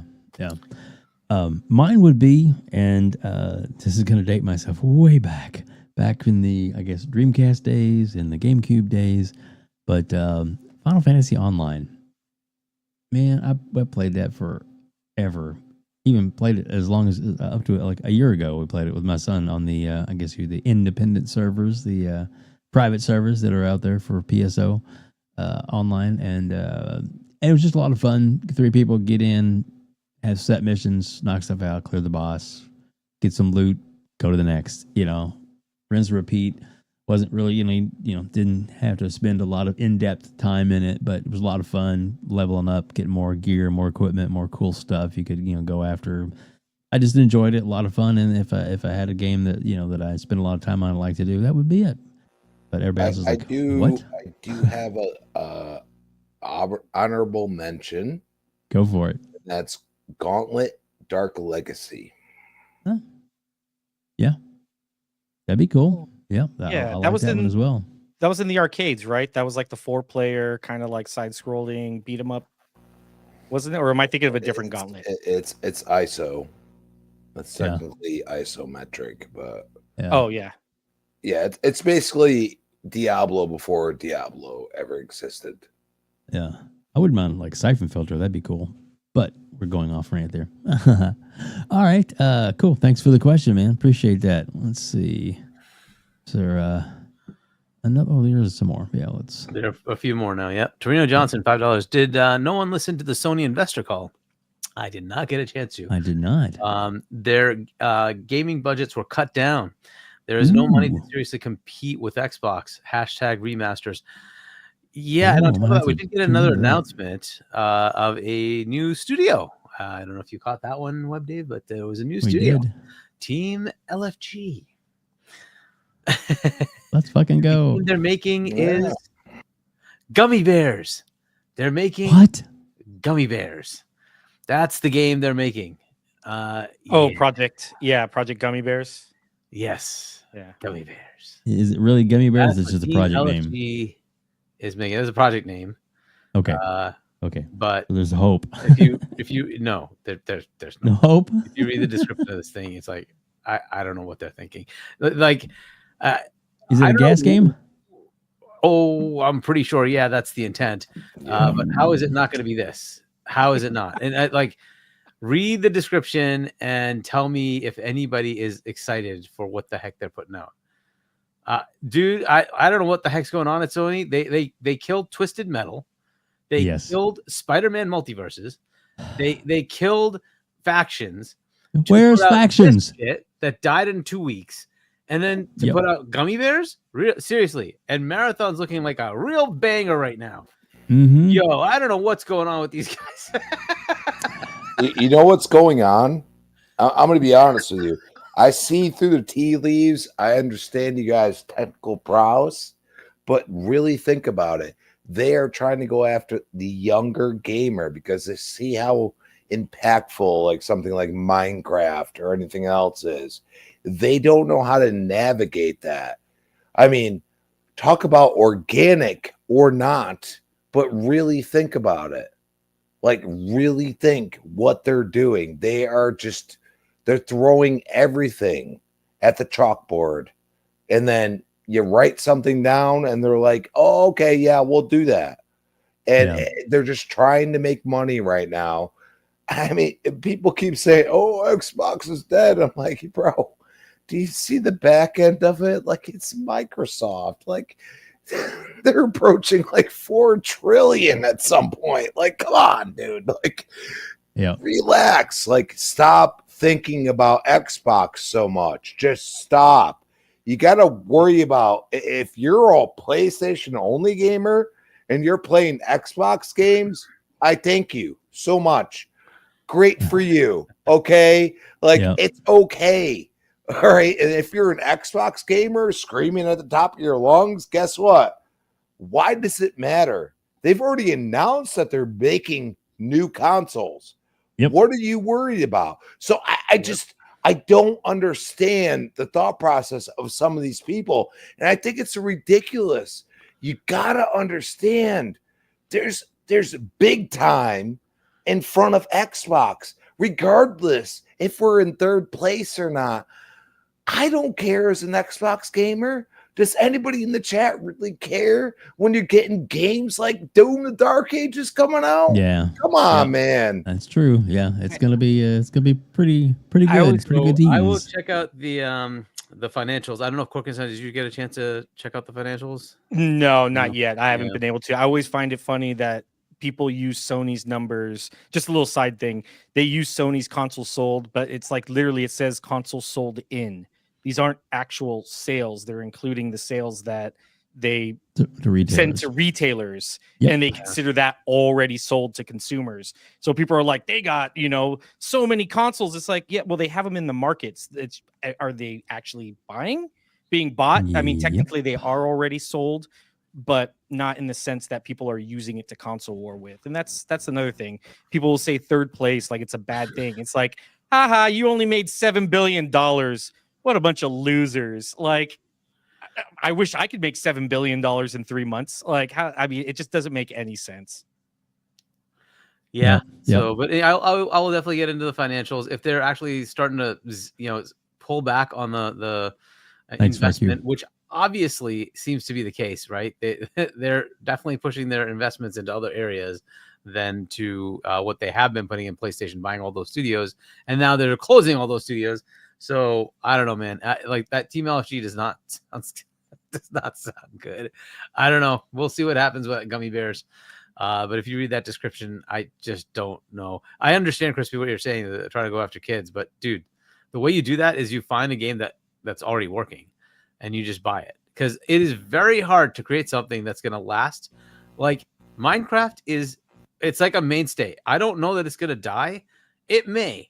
But like it's been going for a long time, and it doesn't seem to have any like slowdown. I think it's approaching like World of Warcraft status, like as far as like user base and everything else. And I'll tell you right now, I went and watched the movie, and I was nearly in tears. These kids were going crazy, like it was stupid. Exactly. But at the same time, I was actually so happy that they have that type of enthusiasm for something I care nothing about. It was actually, like I went there for Jack Black. That's all I went there for. And he carried the whole movie.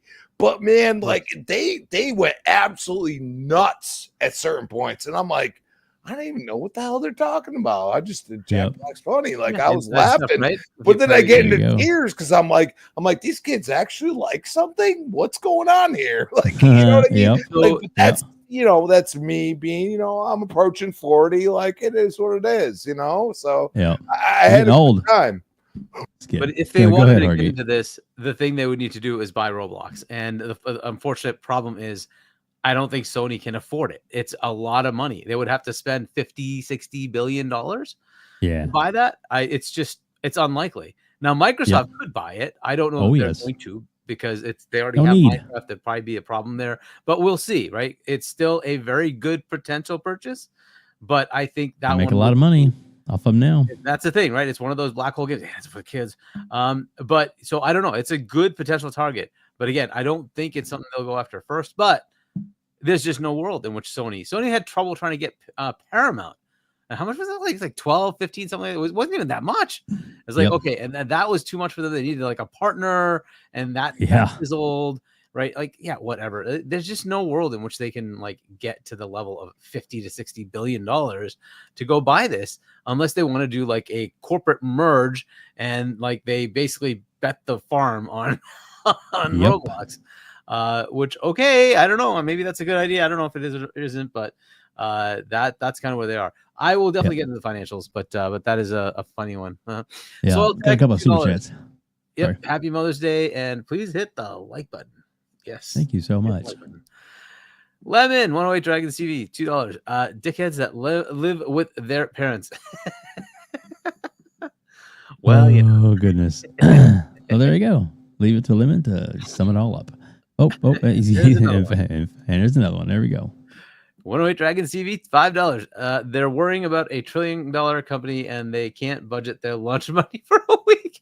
and Sony closing studios like nuns likes facts. So true. So true. Nice. My man. Louise. Like, oh, dude, he's got to say it the way he says it. Oh man. yeah. Oh my god. Funny. Oh gosh. So let's read. Risky put a nice little post up. I got it on the screen right there. But can you read that, Hargeet? What Risky said, and then we'll. Yeah. So Hideo Kojima say the technical gap between hashtag PlayStation 4 and 5 is narrow. Quote, narrow. So narrow that DS2 couldn't focus on visuals because the consoles are too similar. Not a great selling point for the 5. Himself and his technical lead said to us during separate Q&A sessions that the leap between the PS4 and the PS5 wasn't that vast. The technical director said that the consoles were kind of similar, and the biggest uplift they were able to achieve was in removing loading screens. Kojima said something similar when asked about the move to PS5, saying that because the technological gap between the two consoles was so narrow, they had to focus more on other innovations such as gameplay and storytelling. Himself. Wow. Let that play. Because, I mean, I have to say, the game, I think, does look really good. But then again, I guess it was Dirk Griggity and Sean were talking on the show the other day on TTS that, what are they rendering right now? I mean, that's a lot. That's not a lot of detail as far as, other elements in the game that are going on. Yes, that looks good for a desert scene, but there's no, foliage or interacting with it. And Sean, so funny. Who runs like that? Nobody's going to be running like that on the top of a mountain quite like. I mean, it's obviously it's a game and you're kind of giving a little liberty, but yeah. So, Hargeet, what do you think? Do you think that the hype over PlayStation is just that? So many people are slamming on the Xbox, but they don't have any games. Well, I mean, there is enough of a power leap. There is also a CPU leap. So I don't want to say that there's not that much available to them. Right. The thing is, let's just be nice to them and say that the engine that they're using here, I think it's Decima, right, is just very well optimized on the PlayStation 4. And therefore, it didn't gain a lot when it went to 5, maybe. But look, it should have some potential, uplift. That's also what Horizon uses, right? So Horizon Forbidden West did look pretty good on the PlayStation 5. It was a cross-gen game. It was on 4 as well. So maybe that's just it, right? The cross-gen engines just don't really shine that well when you want to take advantage of the system. UE5 really does shine. It also has performance issues here and there, but that's been kind of, been getting better and better, right? So, but Decima is kind of like a cross-gen engine, right? It was really kind of made for the 4 and pushed to the 5. I don't know if it was available before that. I think it was kind of something they kind of put together for 4. But anyway, so I think that's kind of the thing. It's already really good for what they were doing, and I guess they just can't scale it too much to do 5, or that's on the engine team to take advantage of the PS5. I would be surprised that the PS5 Pro doesn't outshine a PS4. That's a quite a leap in performance and capabilities. But if that's what they're saying, that's what he's saying. Again, I don't know if there's something lost in translation. This is he usually only speaks in Japanese, right? So I don't know if there's something lost in translation. And again, I don't know if he's the one actually making the determinations of what's actually happening in engine, right? He's probably more story. Right, get the action right, get the gameplay right, but maybe the engine details aren't his thing. But I don't know. So I'm just trying to be fair here. I being very narrow between those two. There's quite a performance difference between them, so it would be kind of odd to say that there is no difference. Now, let's also be fair in that, if you looked at the 1X to the Series X. It's not always a huge difference in quality because you're still at 4K, right? Now you might be able to do better ray tracing or better shadows.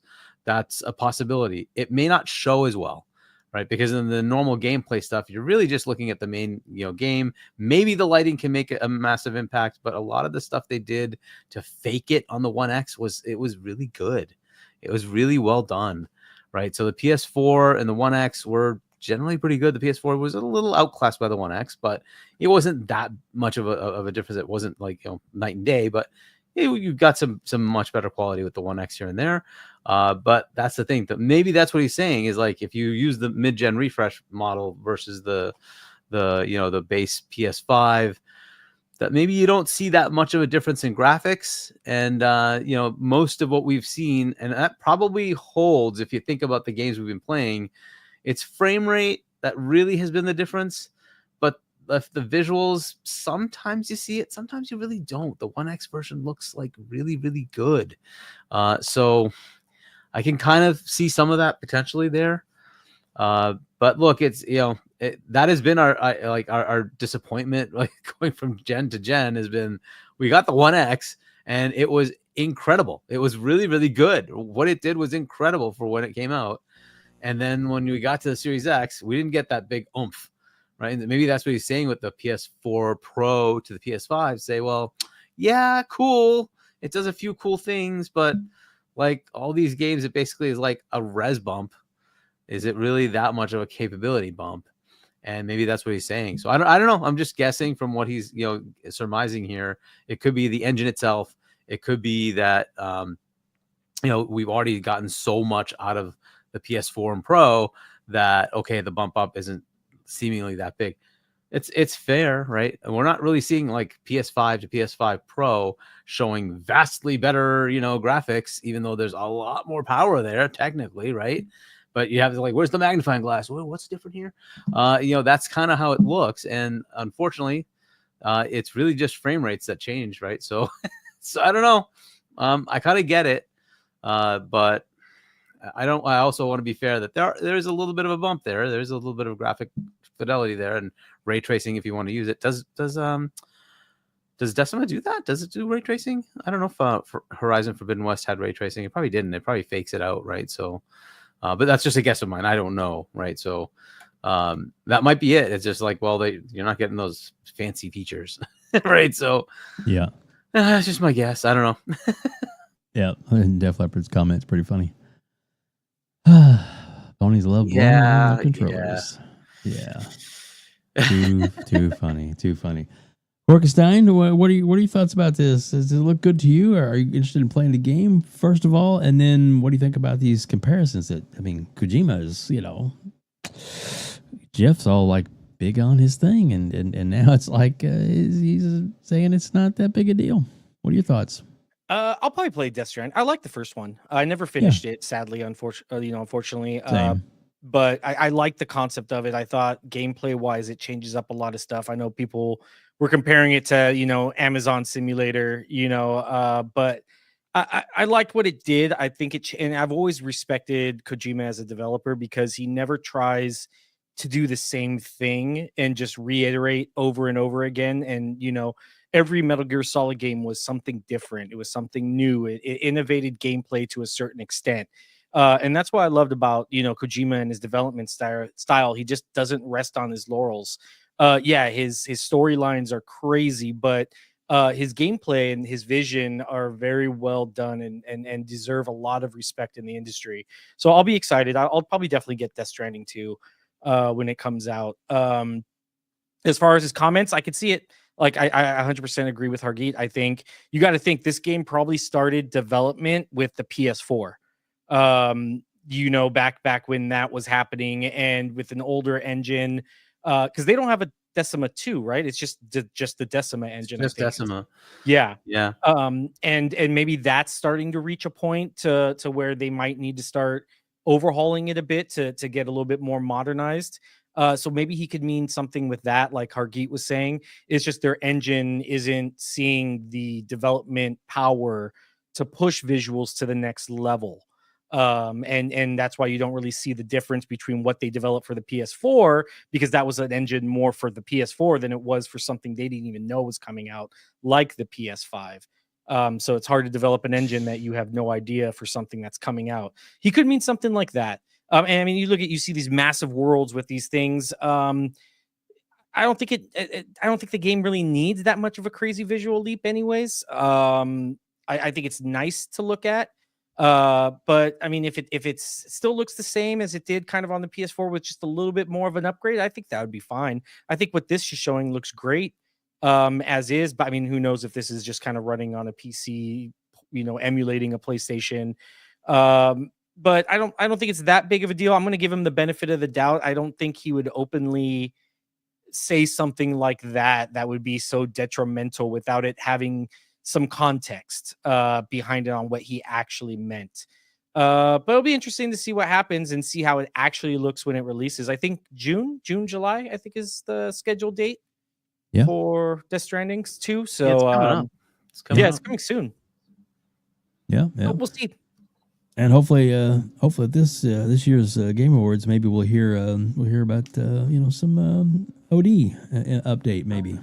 Yeah, and you can get messy and say that maybe he's thinking about the difference that Xbox brings to the table with cloud enablement and all that you really don't see here, right? Where OD is going to be substantially different because he's leveraging capabilities that Microsoft's bringing to the table. Right. So that is a potential there, right? So it's not just the graphics, not just the the box itself, but the back end that Microsoft's bringing with it. So yeah, who knows, huh? Crispy, are you just like chomping at the bit to get into this game? That is the funniest thing I've ever heard in my life. No, right? Like, dude, like I'm not saying it looks bad or anything else, and yeah. I appreciate this. I've played Kojima games and I've not liked them. Okay. Yeah. That's a me problem. All right. I'm not, Metal Gear and all that. Like, it's not my jam, man. Like, I love stealth, but I also like other elements involved. They're making, and this is where I say, like, look, everybody could talk about the graphics all day, and I'm be honest, like Kojima's probably like, think about it. Generation before, he didn't even say the original PS5. You know what I mean? Like, think about it. Like, it's not the same anymore. And the one thing I'll say is I have a 1X Scorpio edition still in the house. Okay. And my fiance plays it a lot. But there's a lot of games that won't run on it unless I go through cloud. Right. She don't want to deal with all that. She don't. And this is the one thing I'll say is that when that came out, it was all about the first party. Problem was they didn't have no first party.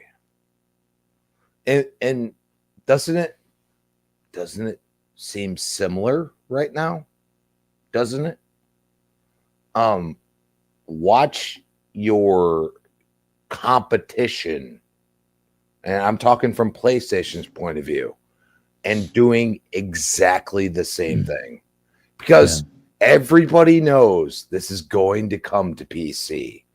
And everybody knows that eventually it's going to come to Xbox. Yep. Kojima is basically telling y'all, I went in bed with the wrong people right now. I don't care. I don't care what you say. You could talk crap. You could say whatever you want. You watch. Because what have I always said, and I think a lot of us said, when we heard the rumors of the Pro, well, guess what? It came out. And guess what? I called it the Pro. PS5 Pro. Because everybody told me that my Series X couldn't do what yours could on the PS5 against the Series X. Because the Series X came out not long after. Think about it. Okay. And what did Phil say? Oh, we're it's going to be a long process, but we're building something that the developers will like. And then what do? They up the price, which I hated, gave them crap. But now I look at it and I say, oh, Isn't this Microsoft's backing? Isn't this Windows? Don't they have a lot of data, which a lot of companies like Sony or Nintendo don't? And they see people searching for it or just like, asking questions about it and everything else. And they say, we're going to up the price. We got Game Pass already. Come subscribe. We're good with that. And then I look at Sony and they're like, oh, okay. We got these games. We got Yotai. We got this and that. Okay, you got exclusives for now. And then for him to come out and say what he said, I look at it and I'm like, well, shit. That's different. That's not Jeff Keighley's bestie, because we all know Jeff. He does what he does, okay? And I respect him because he keeps doing the same narrative, but it comes a time where it's actually redundant and ridiculous. Okay, you've touted that brand for so long that I am sure this game is going to be probably nominated for Game of the Year. I know for a fact, because it's just one of those things that I look at it and I say, okay, like you did, it's the second iteration. Great. Okay. Like you can put your packages down. Oh, that's spectacular. And I'm sitting there and I'm like, say what? What you talking about? Excuse me?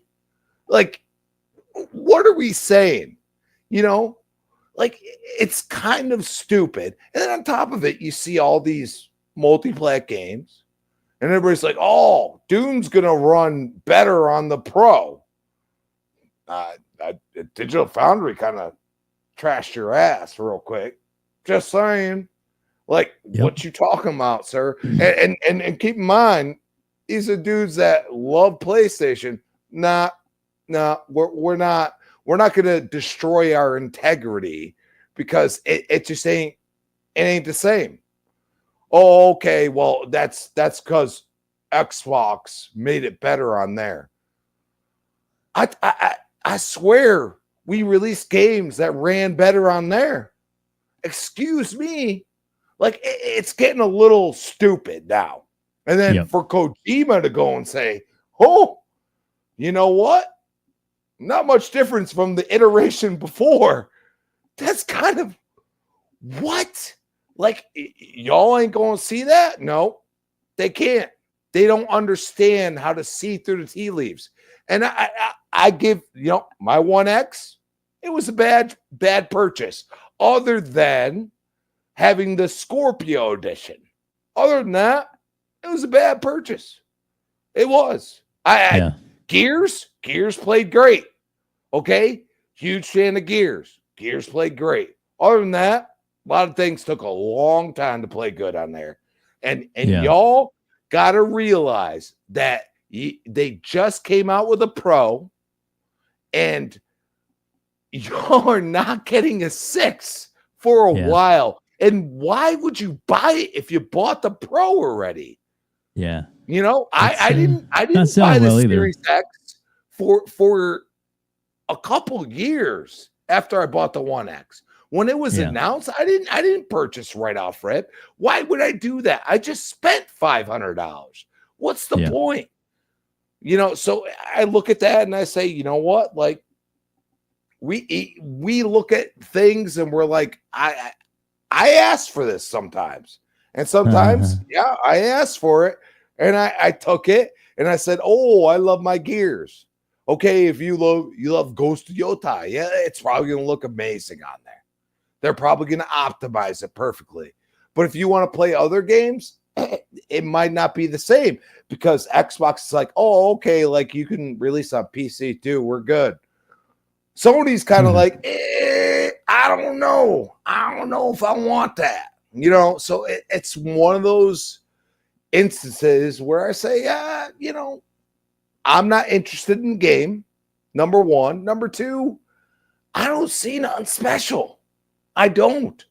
And, if somebody that gets it on Xbox when it comes out and says, "Oh, I love it now," I'm gonna call him out too. Because you know what? I don't see nothing. I don't. There you go. All right. Well, we'll move on here.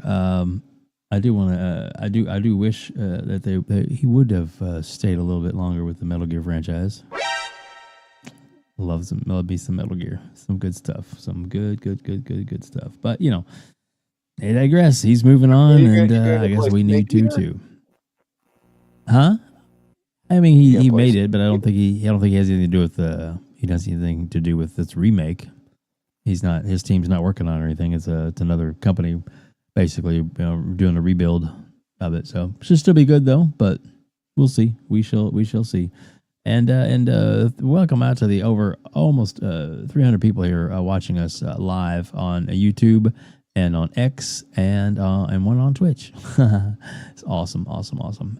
Man, such amazing members of the community. Xena, welcome. So good to see you here. Def Leopard, always here hanging out with us. Love it. So many great members of the community. Goodness, it's good. Red Dead Panda's here hanging out with us too. So cool. But yeah, please, if you don't mind, hit that like button for us. I think Dirt says it better than I do. If you like this video, please hit the like button. Oh yeah.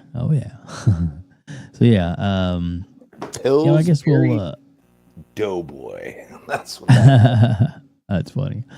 Let's see here. We got let's see. Hargeet, are you back? He stepped away for a minute. Oh, sorry. I've been here. I just didn't undo my thing. Incognito. I'm just kidding. Yeah, sorry. All right, so let's give it time for like one more topic, I guess. Do we want to talk about? I guess Nintendo, they showed off their how their controller mouse thing works. We could show that and talk about it, or we can go to Randall Thor's thoughts on Expedition 33. Or we can talk about the Grand Theft Auto trailer and blew up the internet. Where would you like to go? I don't know. How about GTA? That's always fun, right? That sounds good to me. Boom shakalaka. And we'll bring that up, and I'll mute it because it'll get kind of when did this become NBA Jam? I'm just wondering. There you go. There you go, guys. So obviously the trailer dropped, and a lot of people were like, "Oh, it looks great for cutscenes." Other people were like, "No, it's made with the in-game engine." I'm sure there's some elements to it that may be actual gameplay. I don't know. Either way, it's the first really kind of insight to some of the story mode and some of the stuff that's going on with it. It looks pretty good. City around it looks really good. Of course, a lot of people are talking about the realistic look of some of the characters. We'll leave it at that. And then of course the things in the game that can happen now that, like, if you crash into a telephone pole, then like it doesn't just pop back up in seconds, and now it's like it takes a few days in game for a crew to come out and actually put the light post back up in that particular street and location. Kind of crazy stuff like that. The kind of detail they're putting into it now. So one of the reasons why it's taken so long. But then of course it released, and it's actually the video has actually surpassed when they released the Wolverine and Deadpool trailer, which blew up the internet. And this has actually done the same. So I assume, Hargeet, you would think that it's going to be a lot of demand for this game. A lot of different things are in the works. People are saying, it's going to be very expensive. Who's going to buy that? Well, apparently, I don't know that the price is going to hamper many people from getting it. And some people are going, "Oh, wait till it comes on PC." Will you? Will you wait? I don't know. I don't know. I don't think I would wait. I'm glad I got a console and that it's coming to it. So, Hargeet, what are your thoughts on this? How does it look to you? And are you surprised? No, I'm not surprised. Come on, that's GTA. Like, it always breaks records and freaking views for trailers and sales records and crazy crap like that. So it does not surprise me. And yes, it will come out at a heavier price, and people will just pay it, right? But look, it's funny. EA came out and said we don't need to increase our prices. So who knows? Maybe Take-Two is like, yeah, no, it's okay. We can keep it at 70. Like, we'll see. But there's going to be a extra edition that's going to give you early access, I'm sure. Oh yeah. And as far as like the waiting for PC thing, it just depends. If you have FOMO, you're obviously just going to get it. So go buy it, right? It doesn't really matter. If you're if you're capable of waiting, then you just wait it out. And I'm not sure where I sit on this. Like if it's gonna be 30, I might just wait. I don't know. Maybe I'll just wait. I always have games that I want to play immediately, but it's like, yeah, I bought this and I haven't played it for like 2 years. Right. Funny. So would I wait? And I pre-ordered that on Xbox and ended up playing it on PC because it had enough extra capabilities with the 4090 that I'm like, yeah, I want to try this on PC. So ended up double dipping.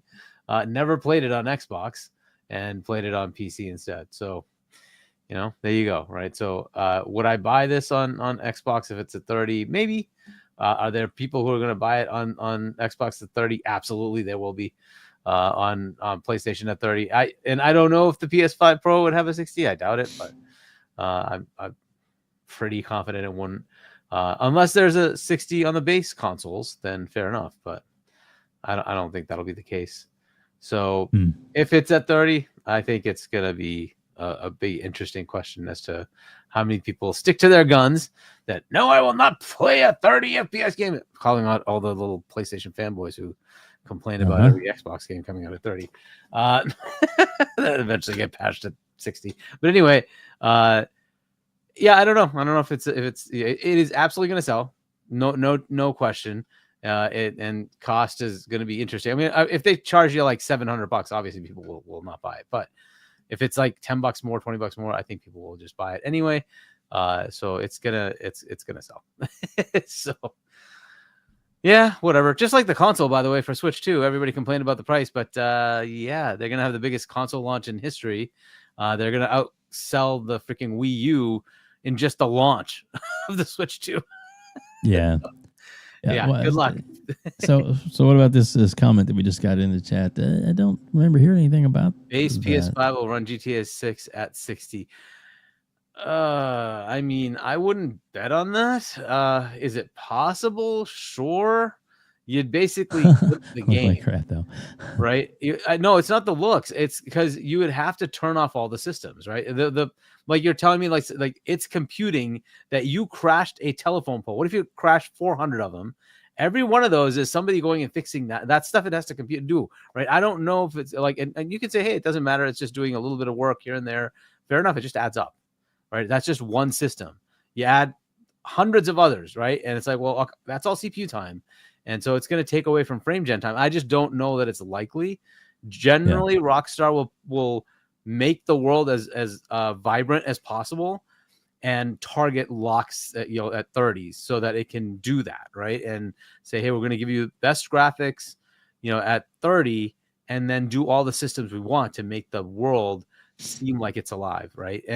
But unfortunately, that takes power. It just does. And so it's possible, but you would say, let's sacrifice that. And I don't know that that's a good idea. I just don't think Rockstar would do it. I think they would say, no, we want you to experience the game. We want you to experience the way we intended it. Right. So right. I don't know. I mean, it's possible, but it's very, very unlikely. I'm reticent to think that would happen.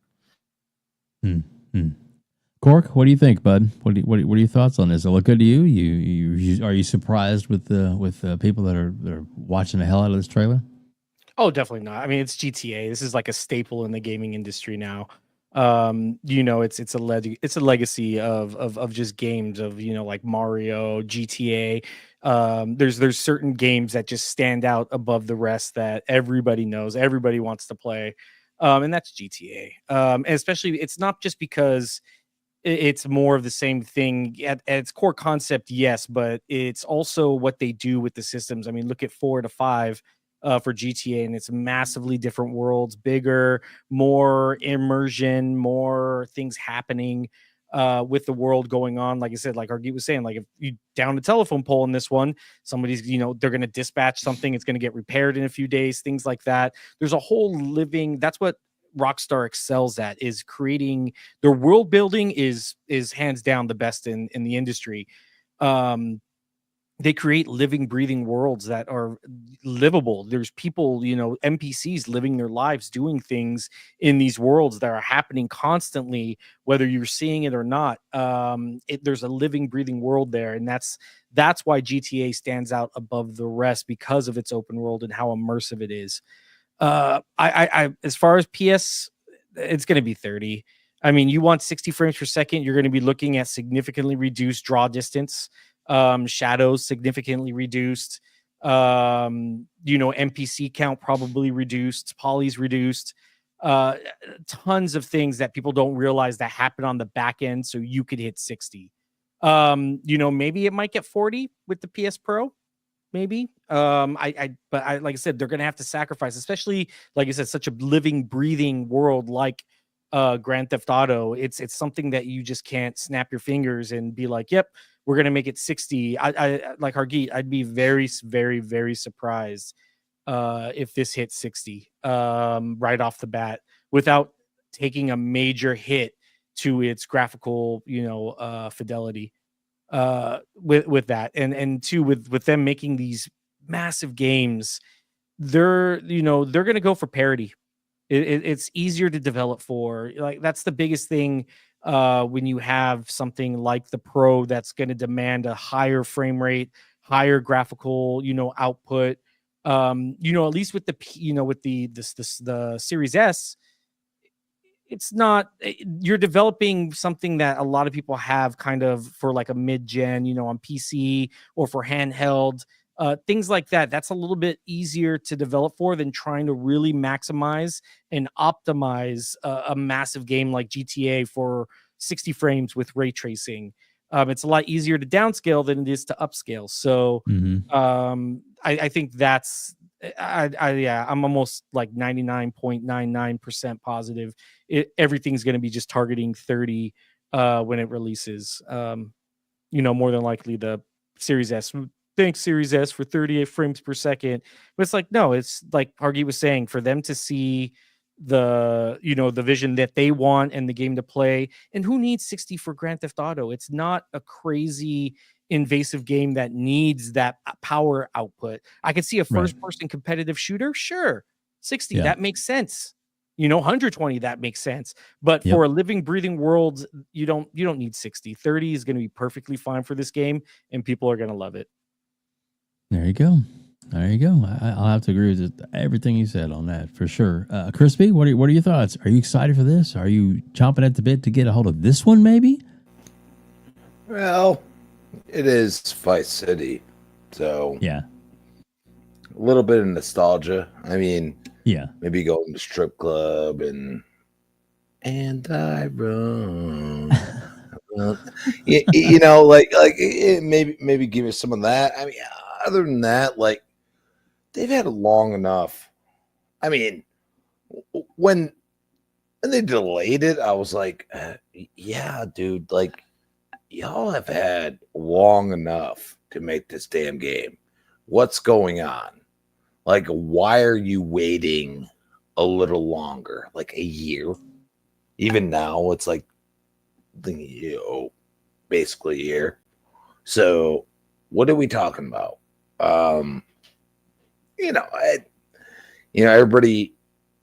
Everybody knows that I didn't play the last iteration. I really, the game has put me into a realm where I don't care about it. It looks great. And I see all these memes of like, oh, the bottles are moving. And I'm like, oh, okay, that's outstanding. Like, who cares? And I'm with both of you and probably you, Dave. It's going to run at 30. Is that a bad thing? I mean, if you're playing the campaign, no. I think maybe the multiplayer, when you know they're gonna, they might not. They might add it in later. They might do it right off rip. Who knows? But I think that's gonna play a little different because at the end of the day, like that's where they make their money. I mean, really think about it. You know, most games, hey, you want all this money in game, you're going to have to pay an actual price. That's my problem.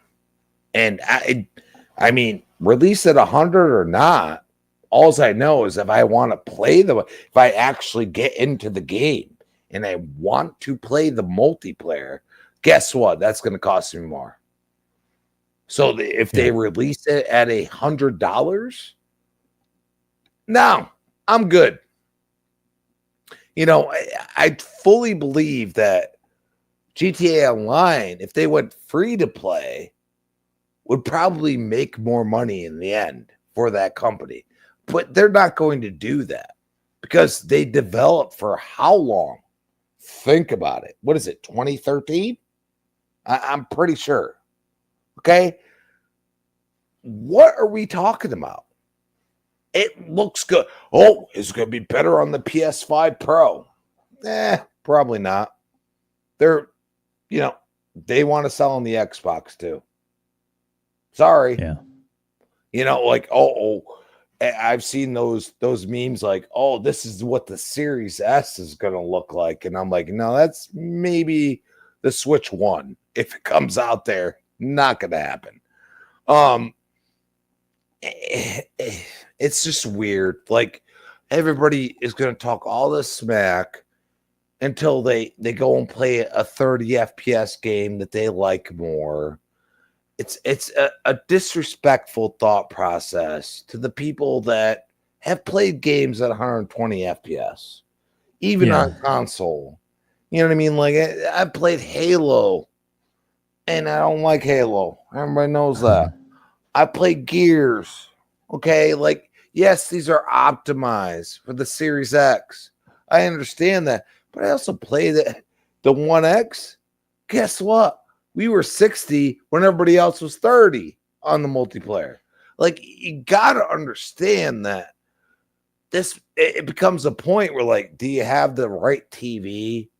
Do you have everything that's going to support this?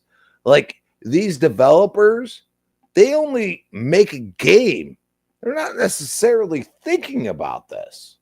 And that's where I say, like, you know, it's probably going to be 30 FPS because they don't want to present it on a PlayStation or Xbox console.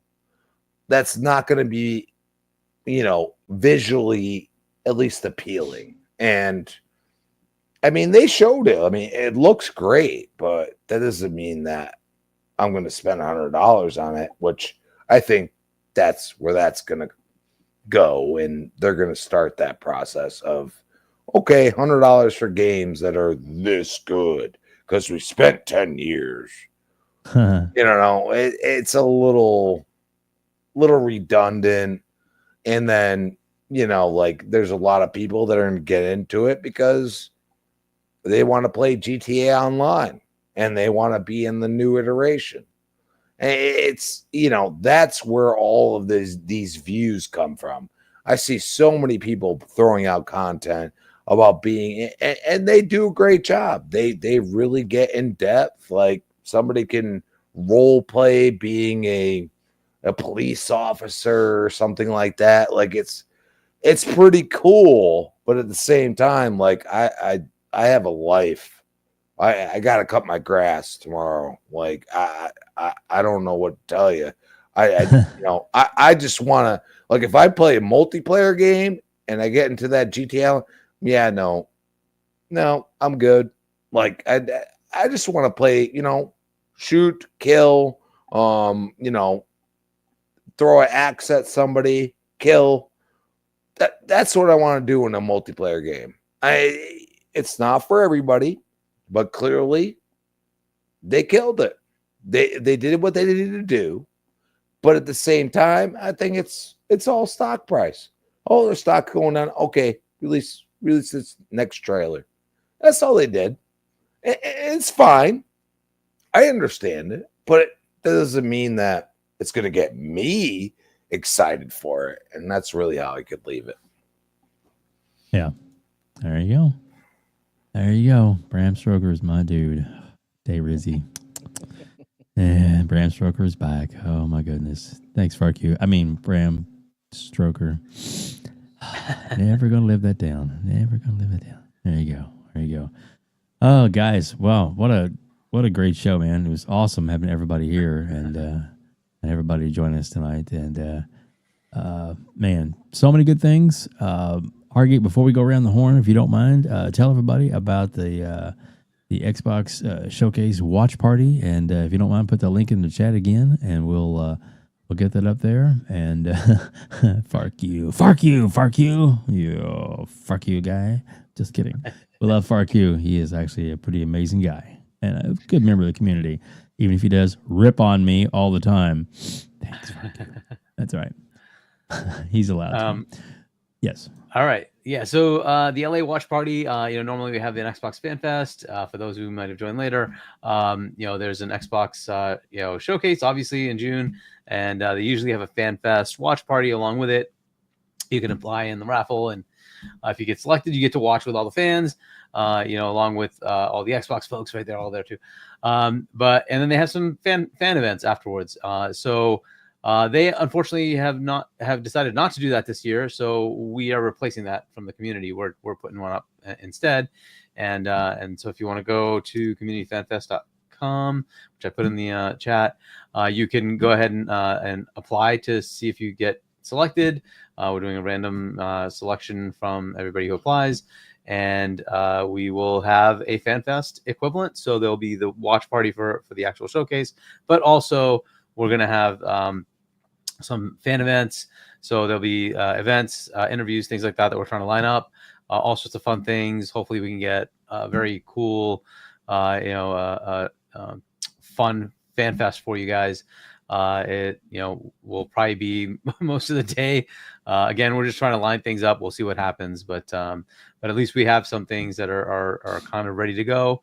And so from an events perspective, so we'll have food and drink, and it's free for you guys.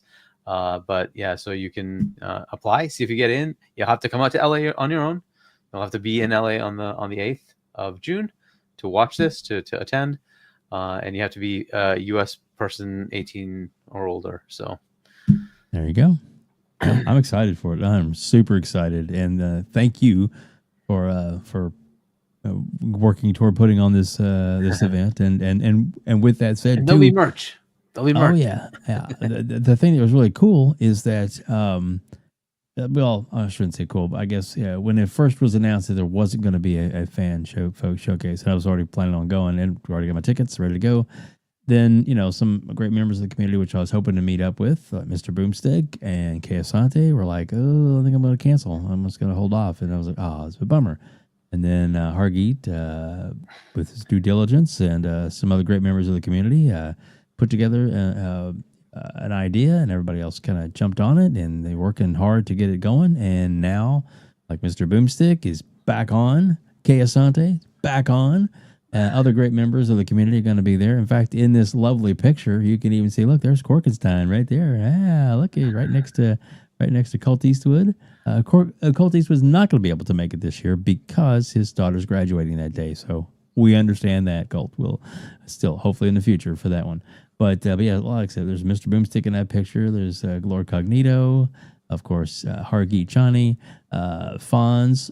Let's see, Holly's there, that blue number. So many other members of the community. I mean, even some Xbox royalty back there as well. Jason Ronald, pretty awesome. Luke Lore right there in the front. I mean, so many great members. I couldn't even name them all. I don't know if Hargeet could name everybody. There's Asante in the back, and but a lot of great members of the community. Every one of them, but yeah. So like, I also want to shout out Ben's the one who really pushed this to start. So Ben Kenobi, who is all the way on the right side, is Ben, and then Ains right behind him, right next to Jason Ronald. So then they're both in this as well. Going down the row, you got Sean Labrie, who's also a part of it, and right next to me, behind me, is Dante. So we're all working this together. And then right next to Boom is Alex Wagerman. He's also very key to this. He's been doing all the legwork in LA with us. Awesome. So I want to shout out all the folks that are part of this. We're doing what we can to make this happen. So, well, it's not going unnoticed and greatly appreciated. And I know for a fact that since you all decided to take on this banner, that you have some encouragement from, let's just say, some other corporation that might be, not necessarily they're involved in it anyway, but definitely they're encouraging you, and they seem to be excited that you guys are doing this as well. So that is also a very good thing, as it were, for the community. And thank you for this. So that's kind of what I had to say about that. There you go. All right. So yeah, there it is. The link is in the description. It'll also be in the description of this video as well. Thanks to everybody for joining us tonight. And we're going to go around the horn real quick. I'm going to pull that off there. Boom. In the top corner, we have the one and only Corkenstein. Tell everybody where they can find you, where they can hook up to you, and where they can meet you. And what exactly do you do at LAX? I'm just kidding. I'm kidding. Air traffic controller. I'm just kidding.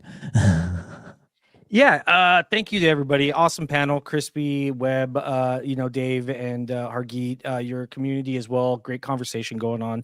I do appreciate everybody talking, being civil, and we had some really, really awesome conversation today. So thank you, Dave and Hargeet, for letting me jump on again, spit some bars. As far as my stuff, we were going to do a gumbo thing for our year, but that kind of fell through. Real life plans kind of trumped everything. I may do a stream maybe next week for Doom. I think we're trying to get something going for Doom, Nice. which would be really, really cool. Xbox Talks is still kind of on hiatus for right now. We are looking at getting some indie devs. We actually did just do a massive giveaway as well for Expedition 33. We gave away a custom Xbox console and controller on the Xbox subreddit, which was really cool. Kepler and Sandfall really came through for us, and it was super cool. Maybe with all the success they had, maybe we can get a good AMA or something with them for Xbox Talks. But yeah, we're just kind of mulling that around. I think we may do like a gamer radio show as well, where we have people call in or things like that. We're spitballing ideas constantly. It's just hard to get everything together with new jobs and personal lives and stuff like that. But you can also catch me every Friday on Booms as well. For Breakfast with Boom. Awesome. And again, thank you so much for being here. We do appreciate you taking the time out. And of course, you're always welcome, by the way, just so you know. Oh, no worries. And then I do read this real quick before we go to the Kay Asante. That he heard his name. Where did I go? There it is. Good evening, all. I heard my name. That's right. That's right. That's right. Yeah, I've been hanging around with those guys all weekend. So. Nice. He's an amazing Jedi. For sure. Crispy Bomb, please tell everybody where they can reach out to you, where they can find you on social media. At Crispy Bomb on X, Crispy Bomb 28 Xbox Live. You can find me where I show up, mostly on Boom's channel, but you never know. And shout out to Hargeet, Ben Kenobi, and all the people that are throwing this party, as we like to call it. And, just think about it. What other communities doing that? I don't know. Interesting, Nope. Showcase, but no showcase, as we like to call it. It's fun to be a part of this community. And, me and Web Dave talked for over 2 hours one time. We did. On Bandcamp. Oh, no, I'm just love y'all. We'll see you later. Awesome. Crispy, thank you so much for being here. Hargeet, please tell everybody where they can find you, where they can reach out to you on Discord, since you're not on any social media, but that's okay. Yeah, right. Discord seems to work out in your favor. Yeah, right. And I'll change this back to my normal one. So, if you want to subscribe to my channel, I'll be putting up more videos on PAX over the next day or so. It's Hargeet Chani 1 on YouTube. Again, if you want to pick up my book, it's shop.chani.us. Check that out. And then we'll be on Wednesday with Boom Double Barrel Gaming at 7 p.m. US Eastern Wednesday evening, and then Saturday with Fonz 7 p.m. US Eastern again, Fonz Gaming. And we'll be back next week here, and we'll see what craziness comes up. I think we're on with Night Shift this week. I think so. Cool. 8 p.m. US Eastern time on Friday with C Money and Doodle on Point for Gamers. That's the channel, so check that out as well. So we should hopefully be on. I think we're on. So I would think so. There's just a lot of family things that they always go through this time of year. So, for sure. Most definitely. That's awesome. And anyway, thanks everybody for joining us. We really appreciate you being here. As Dirt would say, if you like this video, please hit the like button. Oh yeah. It's good. And again, thanks everybody for joining us and for joining us here on the Gamers Council.